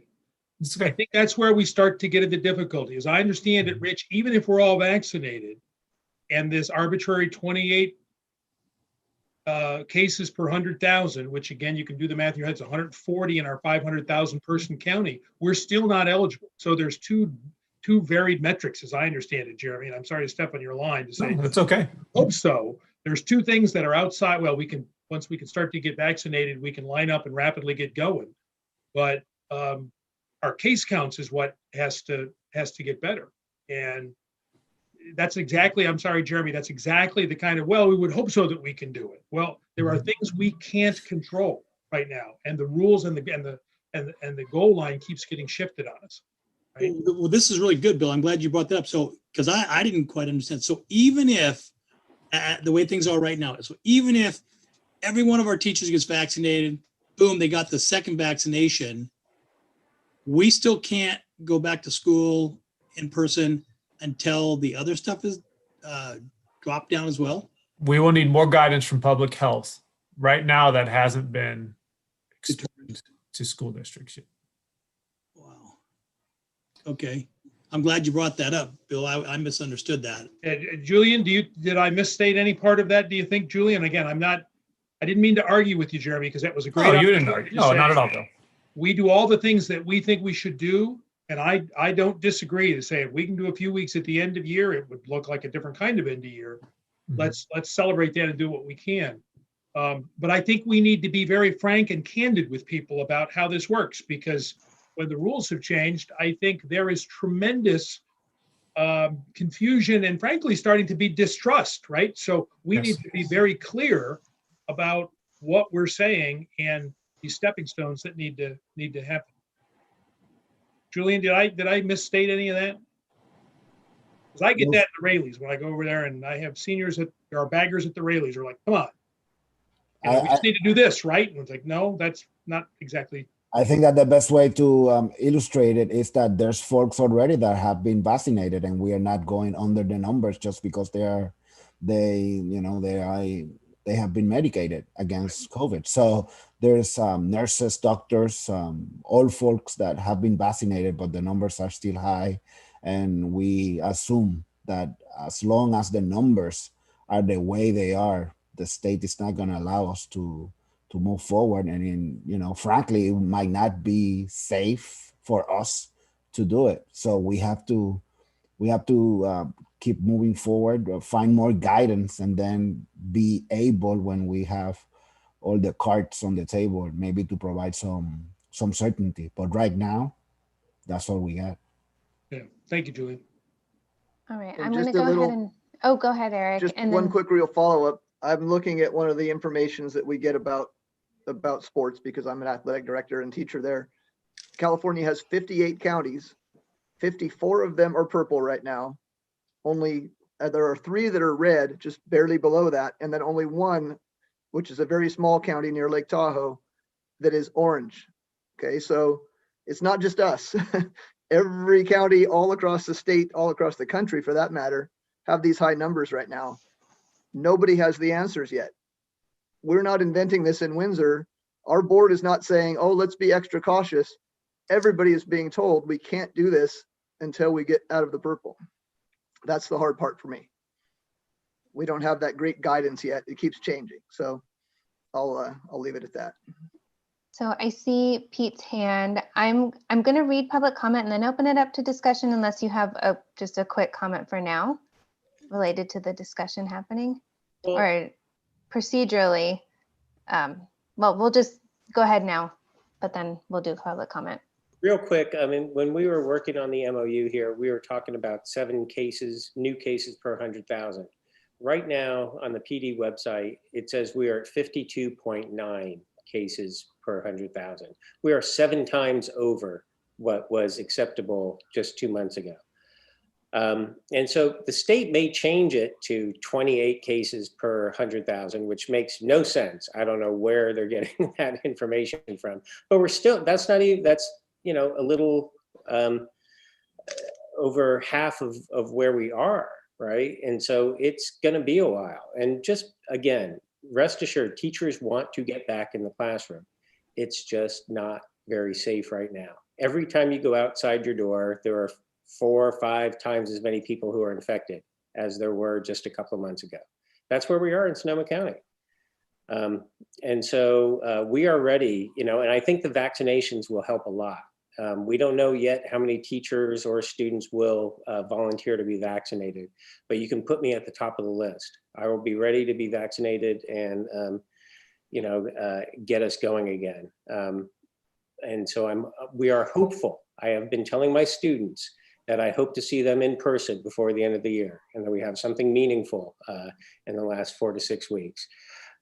But throughout all of this, we have been playing the game of waiting for the best information. And unlike some other districts, we have decided to slowly work on things based on current information. And I think it's worked out well. So I would urge us to keep working together, stay hopeful, and but listen to the data. All right, thank you. I'm going to go ahead and read the 2 public comments that came in last week on this item. These are both from Misty Stewart, and they're on different topics. I think they in total will take about 3 minutes, so I'm going to go ahead and read both of them. So I'll go ahead and start. Dear Superintendent Decker and the board, I am writing today regarding my concerns about the Windsor Unified School District tiered reopening plan. After reviewing the plan to reopen Windsor schools, I was very disappointed. 7 weeks is fully open is too long. Why are we opening 1 school a week when we could open 3 schools 1 grade at a time? A full reopening should be done in no longer than 4 weeks. Dragging out the reopening and having our preteens and teens return to school at week 7 shows a lack of urgency and completely ignores the devastating mental health effects that the pandemic is having on our secondary school students. Suicides amongst this group are up nationwide, and the long drawn out reopening plan does nothing to address this issue. These kids are old enough to understand and follow protocols, yet they are the ones who are last to return. With all due respect, that makes 0 sense. Given all the data from around the world showing that schools are not sources of spread and the vaccination rollout, I would like to see the WUSD revise the plan to be much more aggressive. Most notably, this plan does not capitalize on the unique features of Windsor High School that would contribute to safe reopening in a much timelier manner. First, WHS is primarily an outdoor school. Classrooms and doors face outside. Second, this high school is built in cohorts with cores. Because of this model, it seems there is no reason that high school students could not return full-time sooner for just their core days, even in the red tier. Asked the core teachers to change classrooms instead of the kids to further minimize exposure. I believe that you all want kids back into school in person. However, WSD has not been transparent in what it is doing behind the scenes, nor have any of you taken a stand on what you think of the return to school rules as outlined by the county state. All we hear from you is the county state says, if you truly want kids back in school, being complacent isn't going to achieve that goal. This county has been inept at handling this pandemic, and we have yet to get out of the purple tier. Our tourist and ag-focused economy will continue to make moving tiers difficult, as stated by Dr. Mays herself, and we need the county state to recognize that one-size-fits-all model is not working here. You will never make everyone happy, and at some point you must take a stand, speak out against the predominant narrative, and put the pressure on our leaders. What's right is having our kids back in school in person yesterday. And then I make one point of clarification. I think other people may have a misunderstanding as well. The 7 phases aren't weekly. They don't have to be weekly. They can be separated by a couple of days. We've talked about even bringing those phases back at the same time. It's simply the metrics. So phase 1 and 2, if the metrics are such that, you know, that it's safe, then we could potentially bring back phase 1 and 2 at the exact same time. So I just wanted to make that clear. It's not every week. We could bring back a number of phases at the same time. Okay, thank you for clarifying. I'll read the second public comment. I'm writing today about high school sports. High schools in over 40 states play fall sports with no big outbreaks of COVID-19. Most completed state championships. Just yesterday, Arizona reversed the decision to cancel winter sports. Sports are not a danger to students, especially with protocols in place. It's time to let them play. There's a big movement happening across California advocating that kids be allowed to participate in outdoor sports regardless of tier. The window for high school fall sports to play is dwindling quickly. Our student athletes are missing out on scholarship and college opportunities, while students in other states get noticed. If spring sports aren't allowed, our spring athletes will have missed 2 full seasons, putting most of our seniors out of consideration for any college opportunities because most won't have any real varsity stats to share. This is not okay. Now would be a good time for WUSD to join in our quest to allow high school sports. We need you, we need school districts, high school administrators, athletic directors, and boosters to speak out. Real-time data from other states and numerous studies shows that high school sports are safe, not to mention the proven positive effect that sports have on both mental and physical health of our teens.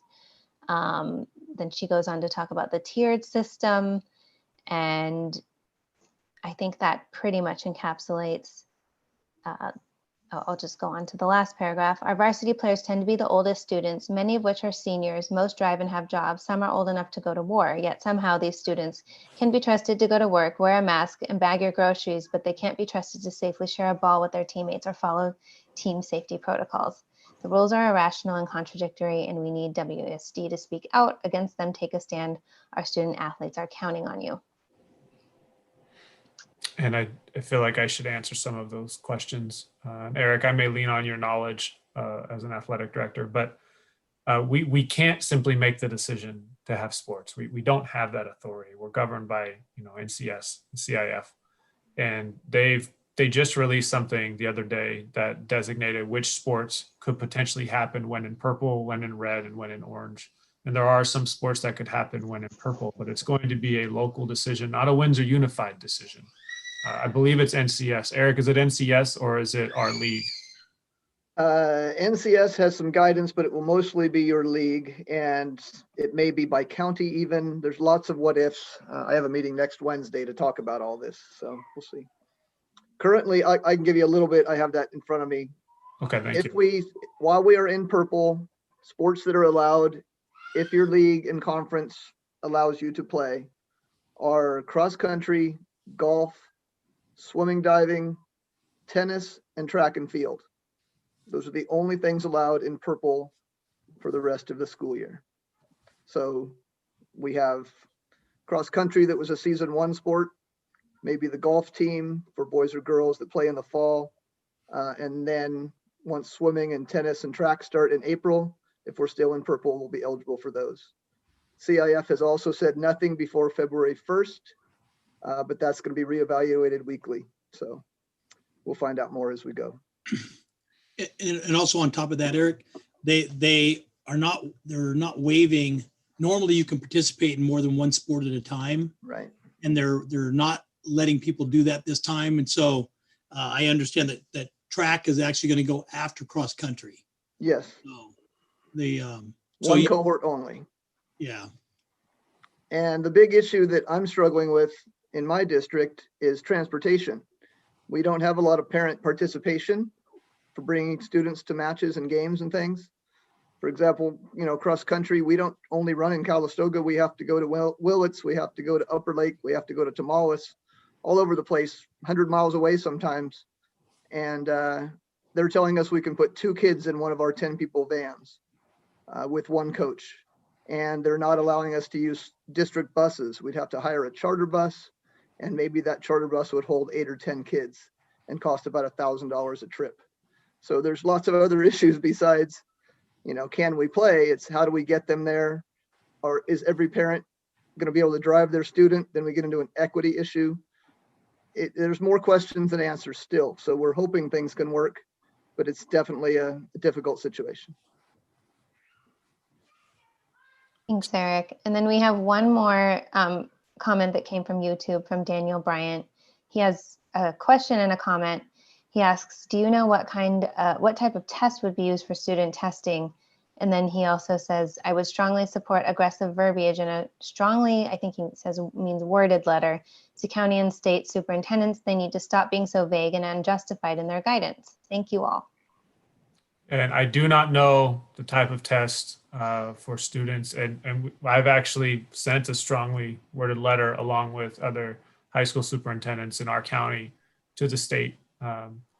And I have met with Dr. Mace, many times early in the months with strong verbiage. So I'm with you, Mr. Bryant. I'm with you, and I'm frustrated. I could tell you're frustrated as well.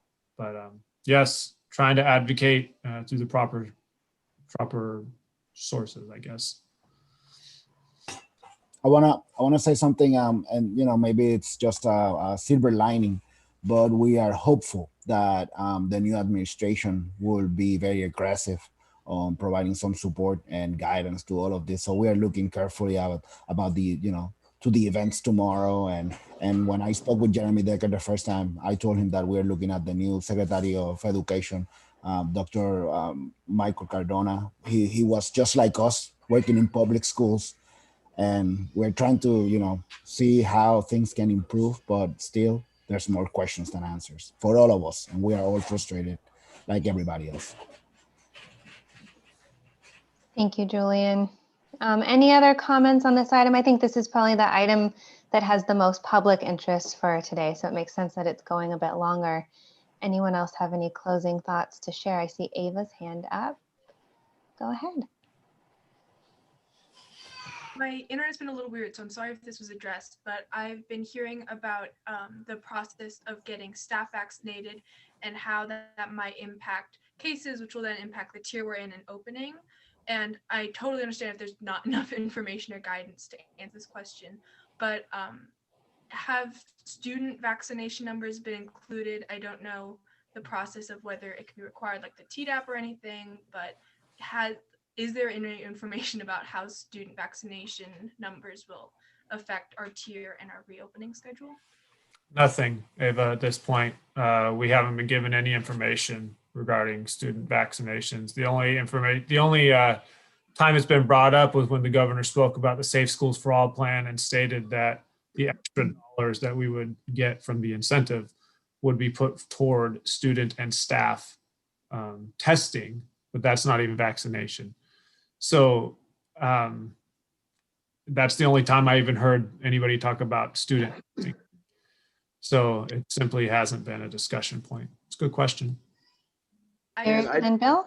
Yeah, I'm not an expert. I haven't read everything out there, and please don't take this at 100% accurate, but I don't think that students under 16 have even been tested whether they are eligible to get the vaccine. The initial testing happened so quickly that I don't think students, that age group have even been checked to see if it's safe for them. So it's only an adult test at this time, 18 and over, as far as I'm aware. You're right about that, Eric. So I have the same information, and if you're under 16, you're not allowed to receive the vaccine at this moment in time. Thank you. Bill? Yeah, Ava just mentioned something. I apologize if you covered it because I missed it, but she mentioned the TDAP, which is the mandatory tubercular testing, and that is a criteria if you want to work in public schools. Mm-hmm. Is there a mandatory vaccine requirement, or is it optional or subject to the religious exemption and things? And if it is not 100% of staff, if and when it's made available, what's our approach going to be? Because it strikes me that if we have partial vaccination, we're kind of defeating the purpose. But I'm curious if that has come up in your conversations with the health officials. It has, and I'm getting mixed messages, Bill, to be honest, about if we can require it, and if we can't require it, then the question comes: do we require it? And then what happens when somebody doesn't, abide by the requirement? But yeah, I'm getting mixed messages. It seems like it may be allowed to be required. However, there is a religious exemption as well as, the medical exemption. But I'd like to hold off answering that for another week or two, because I've had two lawyers tell me two completely different things. And I really want to have a good understanding before I cause angst amongst our teachers, classified staff. Thank you. I didn't want to get the cart in front of the house, so I'll wait to hear what you find out. Okay. All right. I think we're just about done with this item. I know we could probably go on all night talking about different aspects of it since it is the thing that is dominating our world right now. I just wanted to check with Malinali because you've been unmuted for a while and see if there's anything else you wanted to add, and you can totally stay unmuted. I just wanted to check and see if you were wanting to talk. No, I mean, I think that you're right. That this is a subject that, we could spend quite a length of time talking about. But I think that one of the elephants in the room that hasn't been addressed that, hopefully we could talk more about at future meetings is that I think that this COVID-19 has been an incredible health crisis for everyone, but especially for Latinos. And I think that, because there's such a high number of Latinos in essential worker services, number one, and then number two, because I think that we tend to live in multi-generational households. That has been another issue. And I just quite honestly feel that our county has not addressed or been able to provide solutions and resources at the level that they're needed for the Latino community. And I feel like that's a big part of this crisis. So I think that that could be a future part of this conversation. Thank you. Great point.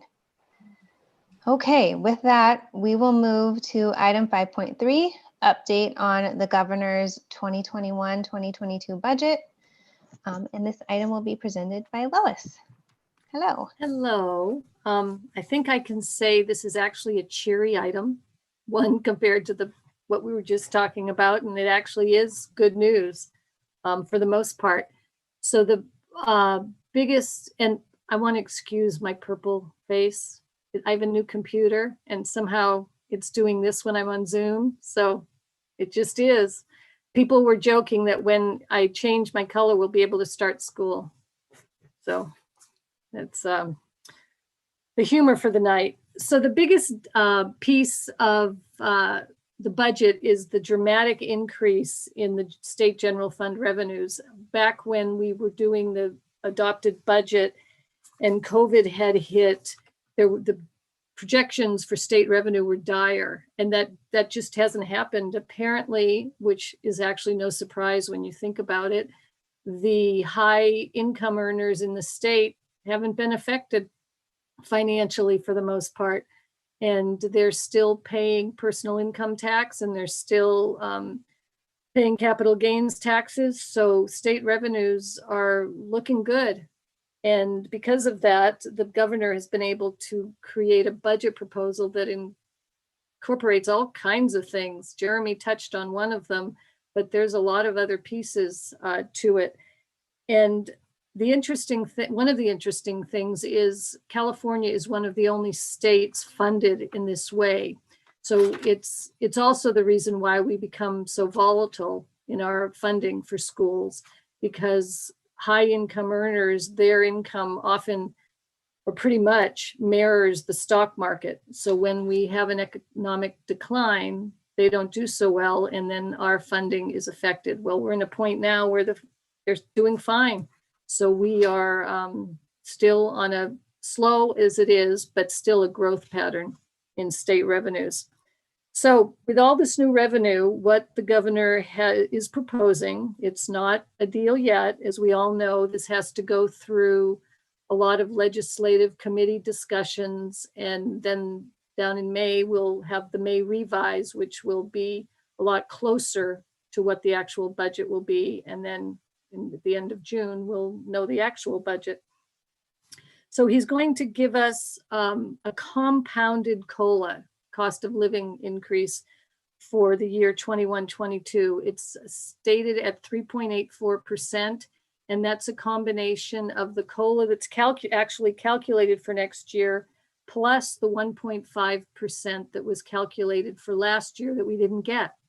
They told us last year's COLA was that 1.5, but they said, sorry, you can't have it. We don't have the money to give it to you. So now we have 3.84% that we'll be getting next year. And that translates, I plugged it into our local control funding formula calculator with all the same information as we used at first interim. And it will give us an extra $1.1 million for next year for 21-22, and an extra 2.1 million because you get that increase plus then the increase of the COLA for the following year and of 2.1 million. So that's a healthy boost to our budget that we'll know more of how that affects the multi-year when I bring the second interim in 2 months' time. So another big thing is, and I'm not going to dwell on it because Jeremy talked about it, it's the school reopening plan. And I've been to 2 workshops on it and done some reading, and basically it's significant dollars attached to this, and it has an impossible timeline. So we'll see what the legislature does with it and what it really ends up looking like when they're all done with it. Another interesting one, which seems more doable, is there's an extended learning time and academic intervention grants. Absolutely no details were given about how that would work, but it just seems like that's something, it's going to be a little longer timeline, that although the legislature will have to act on it before the June deadline of, they'll have to figure something out earlier in the year so that we can implement it for the summer. But that looks like that could be a real useful thing. No idea about how much money or what it means, but that sounds like something we've already been planning to do. And then there was a laundry list of one-time categorical funding. We've been used to in many previous years of getting a chunk of one-time funding that we could choose what was important to our district to use it for. Well, now all the one-time money is being given labels and reasons.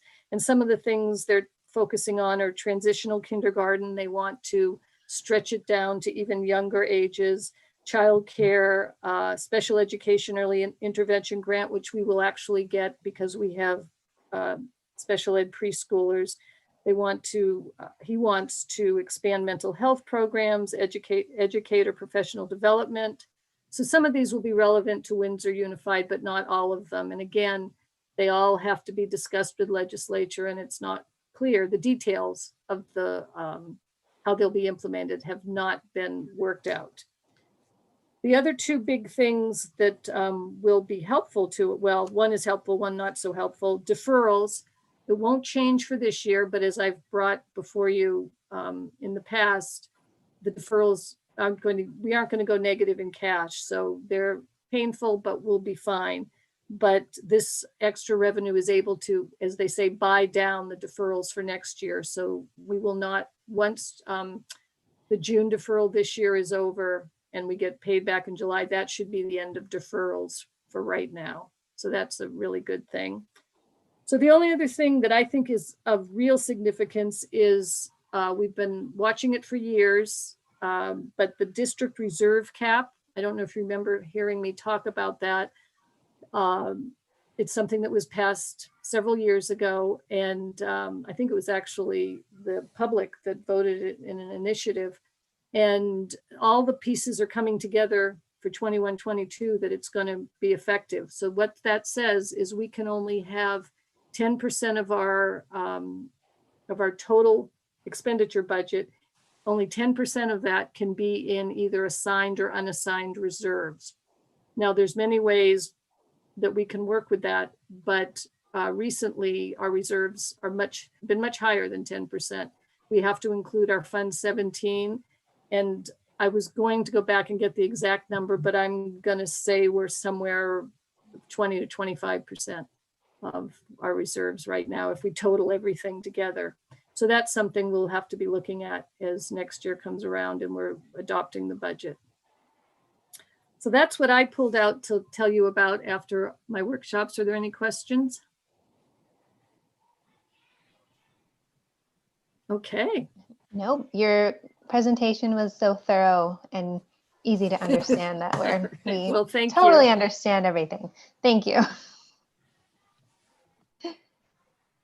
Okay, yeah, I guess there are no questions. Thank you for the presentation. Never any questions when the money is there. It's only when the money Yeah, goes away. exactly. Yeah, we're just like grateful and feeling relieved, probably. Yes. So, yeah. Okay. I don't think I saw any public comment on this item in the internet or on YouTube or in my email. I'll just quickly check. So I think we can keep moving unless there's anyone else. Rich unmuted.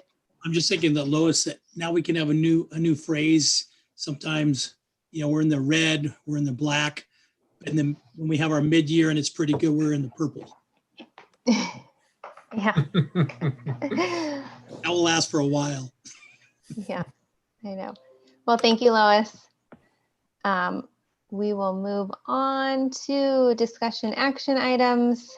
6.1 is consideration of approval of agreement for special education study with the Able Choice. And Superintendent Decker will present this item.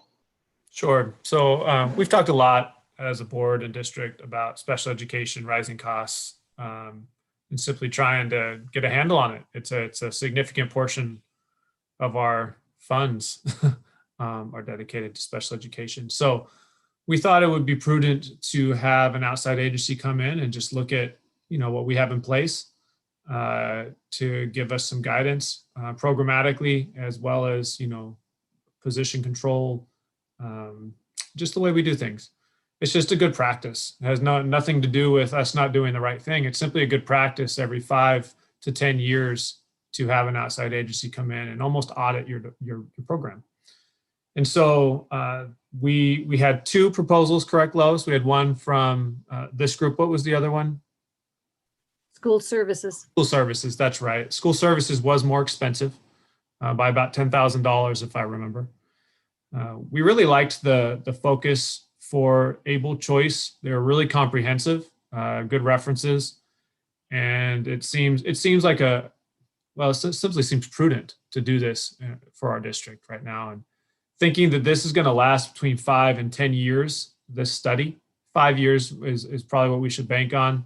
We're looking at about $7,500 a year to essentially do a full audit of our school district, right, at $38,000 over 5 years if you split that. So this is up for discussion and approval. I read through it, and I kind of like the idea that she was with FICMAT before. Mm-hmm. So that kind of tells us, hey, she's used to digging in and getting down to the no baloney sandwich.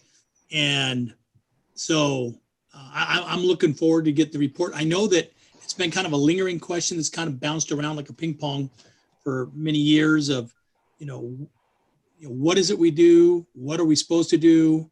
What aren't we doing? What are we doing too much of?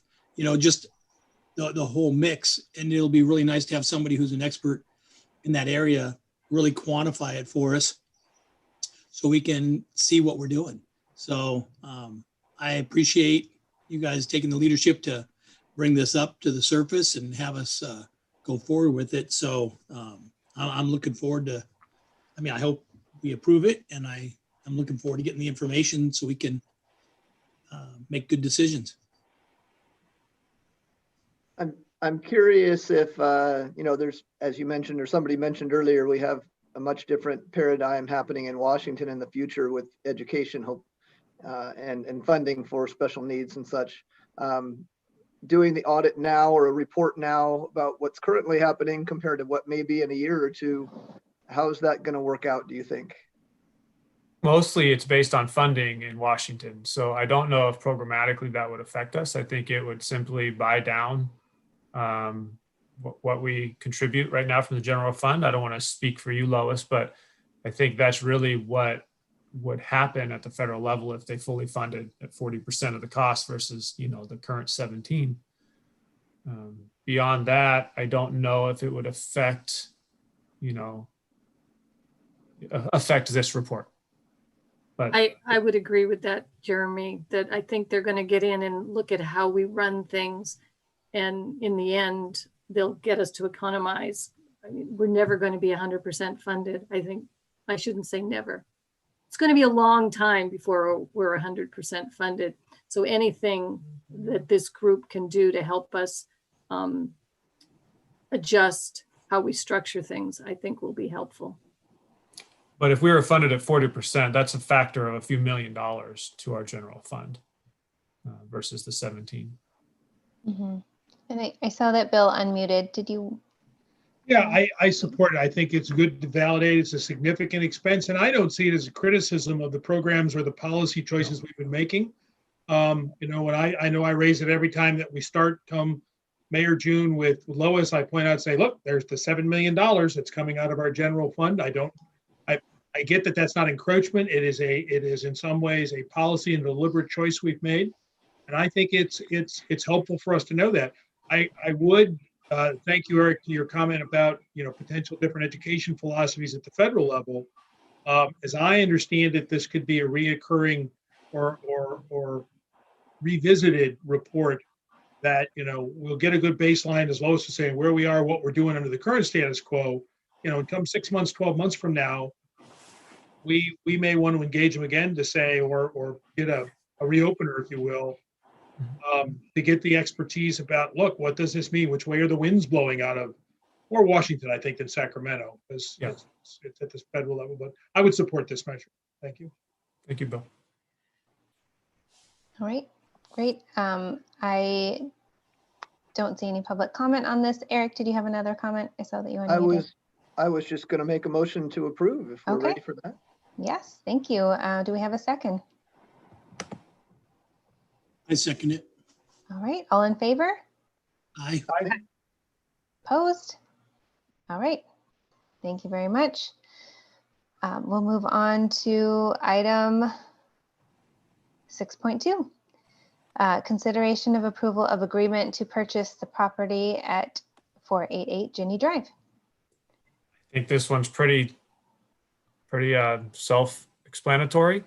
But if there are any questions, I do have Aaron Stagg here to answer them. I'd like to make a motion, we approve it. All right, I'll take a second and then we can open it up for discussion. I'll second. All right, thank you. I didn't see any public comment on, oh, go ahead, Molly. So my only comment is, because so much of this happens and it's not backroom smoky deals, but Aaron has been working diligently with our superintendent. There are reasons that conversations and offers are made in out of closed session. So frankly, the public doesn't have to bid against itself in an arm's length real estate transaction. But I want to acknowledge and thank Aaron from School and College Legal Services, been our lawyer for a number of years, in helping us bring this transaction across the line. She and Jeremy and Lois and a number of other folks, sort of with Rich's hand on the rudder, have been working on this for a number of months. And so I wanted to publicly say thank you, Aaron, for helping guide us across the finish line on this. Thank you. And Superintendent Decker, for the people that haven't been privy to what this discussion's about, could you give us an overview of what size that property is and exactly where it's located? I can. I won't be able to tell you the exact acreage, but Erin may, because she's had her eyes on those documents a little more than me. But this is just adjacent. It's just north of Jaguar Way, Windsor High School. There are a number of properties to the east of Kaiser Park. And this is the property that is, if there's a court that ends, and this is the property that the court dead ends into. I think it's about an acre. Erin, can you help me?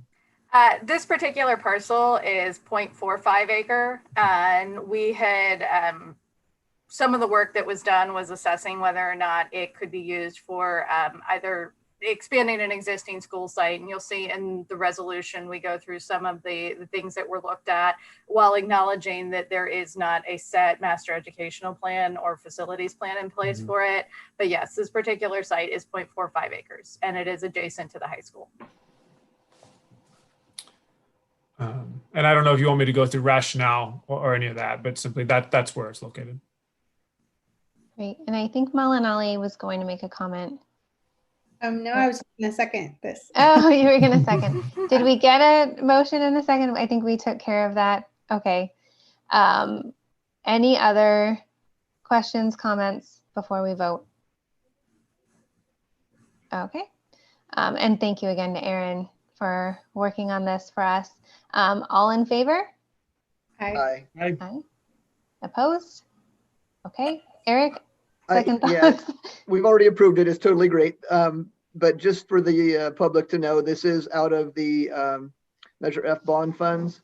And so this is public property that was purchased with your taxpayer dollars to enhance the educational opportunities for our students and to make sure that we have growth potential in the future. Do we on Thank this? you. And we actually haven't approved it. We need to do a roll call because it's a resolution. So that was just a trick vote. So if Jeremy, if you could do a roll call.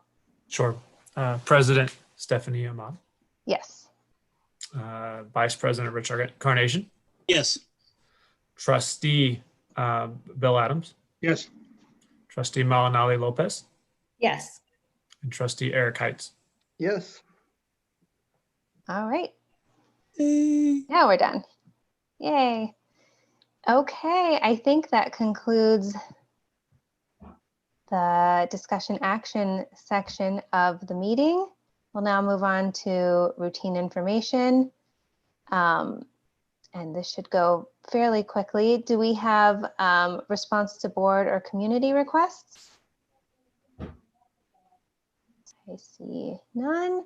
Item 7.2, board correspondence. No. Item 7.3, staff association reports. I know that CSEA does not have one, but Pete, any report? Yeah, just a quick one. I went to a regional CTA meeting, which basically covers unions from South San Francisco up to the Oregon border. And the CTA is not taking any position on vaccinations, just saying that individual teachers will decide on whether they want a medical or religious exemption, but they are not standing in the way of it or anything like that. So that is good. And still waiting information about the governor's plan for this, boost of money if you get it by February 1st or March 1st. But we talked about the negotiations, and it, as much as we would like the money, we don't have a plan in the next week. I mean, the numbers don't work out, and we don't have, all the testing and PPE and everything taken care of. So doesn't seem like that's going to happen. But again, I think we're doing the best we can with the information that we have, and the next couple of months are going to be critical in how we move forward. So I thank the board and the district for their support and willingness to work through some tough issues and not necessarily take the route that some other districts have taken of top-down management, where they say we're opening up regardless. So I appreciate that. Thank you. Well, we appreciate your leadership. Okay. 7.4 superintendent's report. Anything to add to? I think I spoke enough. That was my report. Okay. Item 7.5, unresolved policies. Yes. We're working Several. through. Okay. We have a plan in place. Okay. Timeline on meeting. So I have a couple for a packet that I'll be getting back very quickly from DAT members, and then I'll be working with Jen to prepare the packet and schedule a policy subcommittee meeting for that packet. Sounds great. And then we'll get back on track with our timelines, and poor Lisa Saxon will not have to manage this process anymore. I'm going to shift the responsibility. She does enough. So. All right. Yeah, it's a lot, and and in the legal world, a lot of deadlines were told this year, so like the whole year was basically disregarded. So I think you can apply the same philosophy to the policies. Item 7.6, items of general interest. Yes, Bill. I had one, and I apologize if you'd mentioned, I haven't heard it. I just wanted to share with everybody and those playing at home, we had several hours of a board governance workshop. Dr. Paul Porter facilitated, and the 5 trustees, and there's 6 of us on the governance team, and our concept, as I understand it, the 5 elected trustees and our 1 employee that we hire, which is our superintendent. Part of it was getting to know each other a little bit more. Part of it was to reinforce board goals, talk about how we're going to parse on different priorities.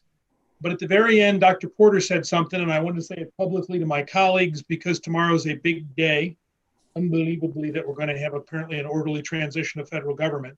But Porter said to us all he was proud or something like that, reassured. It was a very nice thing, he said. But here we were as public servants who could agree, and we had some disagreements and candid conversation, but modeled how civil discourse and running our communities might be an example. And I would add our colleague number 7, Ava Hamelberg, who was also, I'm sorry, Ava, you're always over there, and I forgot, but there's 7 of us at the meeting. And I just wanted to celebrate that because as we have seen, sadly, as a veteran of 26 years, those things we took for granted, we need to be reminded we cannot. And I think it starts here at home, and I think we do that. And I'm very proud of my colleagues and Superintendent Decker and Ava keep us energized with the young perspective. We are walking the walk on that. And I don't think that can be overstated, that it happens deliberately, but it's something we should take a certain amount of pride in our community, that it starts here at home to do that. So that's my comment, Stephanie. Thank you. Yeah, it was a very nice thing he said, and I agree with you. I think that, what did they say, Paul? All politics are local. And there are other quotes. I know Martin Luther King Jr., whose day we celebrated yesterday, has said similar things about, do what you can, even if it's considered kind of a small thing. So I'm definitely proud to be part of this board and proud of our service. And I have my White House mug for Inauguration Day. So exciting. Anyone else have any items of general interest?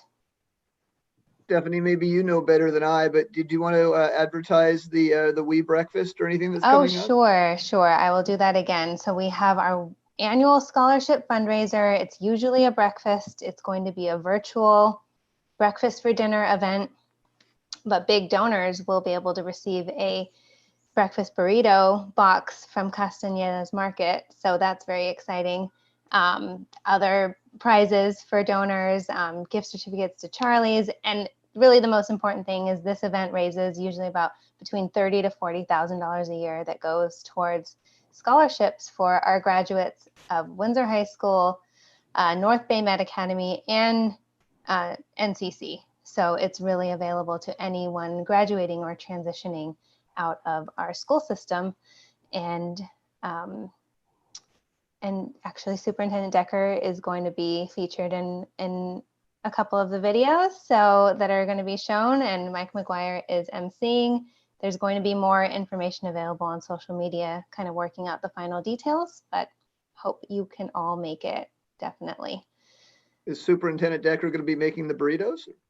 I don't know. We make no money then. Nobody want to give us anything. No. You could bring it with your herd of dogs. I know. I was going to say his dogs are going to eat the burrito. I heard of mice. Yeah. Okay, so I think that closes out items of general interest. Item 7.7 is future school board items. I think we're also kind of ongoing working on that list. Rich? I'd like to add one to it, maybe. And I just kind of want to just bring it up amongst, because we do everything in public. This last week or so, I became more familiar with the story of Rudy Herta and how the gym was named, and how he was a teacher that was actually hired to come and work at Windsor, the junior high. And then he was killed, and they named the gym after him, the middle school gym. And there's a lot of questions about in town of what's going to happen here, there, and whatever. And so I don't know why it just kind of clicked in my head. And I just want to throw this out there that maybe we as a board may want to talk to the town or something else, but I don't know if our middle school gym over where the middle school is now, if that gym is named after somebody or if it has a name. And if it's not, maybe, just board members, just think about it in the next week or two. There's actually a really nice article that was done in the Windsor Times back in 2017. You can look it up, read the story, and it just kind of inspired me a little bit. And I was thinking, hey, the things that guy stood for and what have you are, timeless virtues and what have you. And I'm thinking, hey, why don't we keep that name on the Windsor Middle School gym and maybe talk to the town and transfer that name over to our middle school gym now, because that's what the gym was named for. And when the junior high moved, they didn't move the name with it.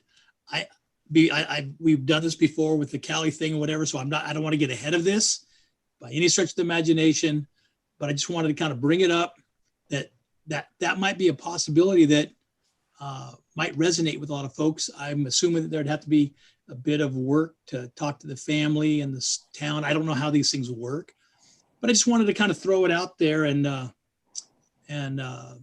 say that maybe we should think about it, not put it on the agenda right now, but have other board members think about it, do a little research, and then maybe in the next meeting or two, when we get to that subject again, see if people feel that same way. So just kind of more of an introduction of a thought and an idea. Thank you, Rich.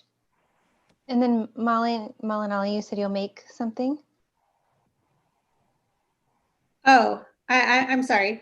I actually wanted to respond, to Trustee Carnation. And I just wanted to say that I thought that was a great idea. What he was talking about. So I think that, because I am under the impression that Huerta Gymnasium is supposed to be torn down, right? Is that the expectation? Or moved or something. We don't know. Right. But just from the age standpoint of that building versus the junior high's building is going to be around for much, much longer and it's in a good condition. Right. So I think that that's a fantastic idea to name a different building after Huerta, because I happened to read that same article and I thought that it was really well done. So that was my first understanding of the history of that gymnasium, is reading that article.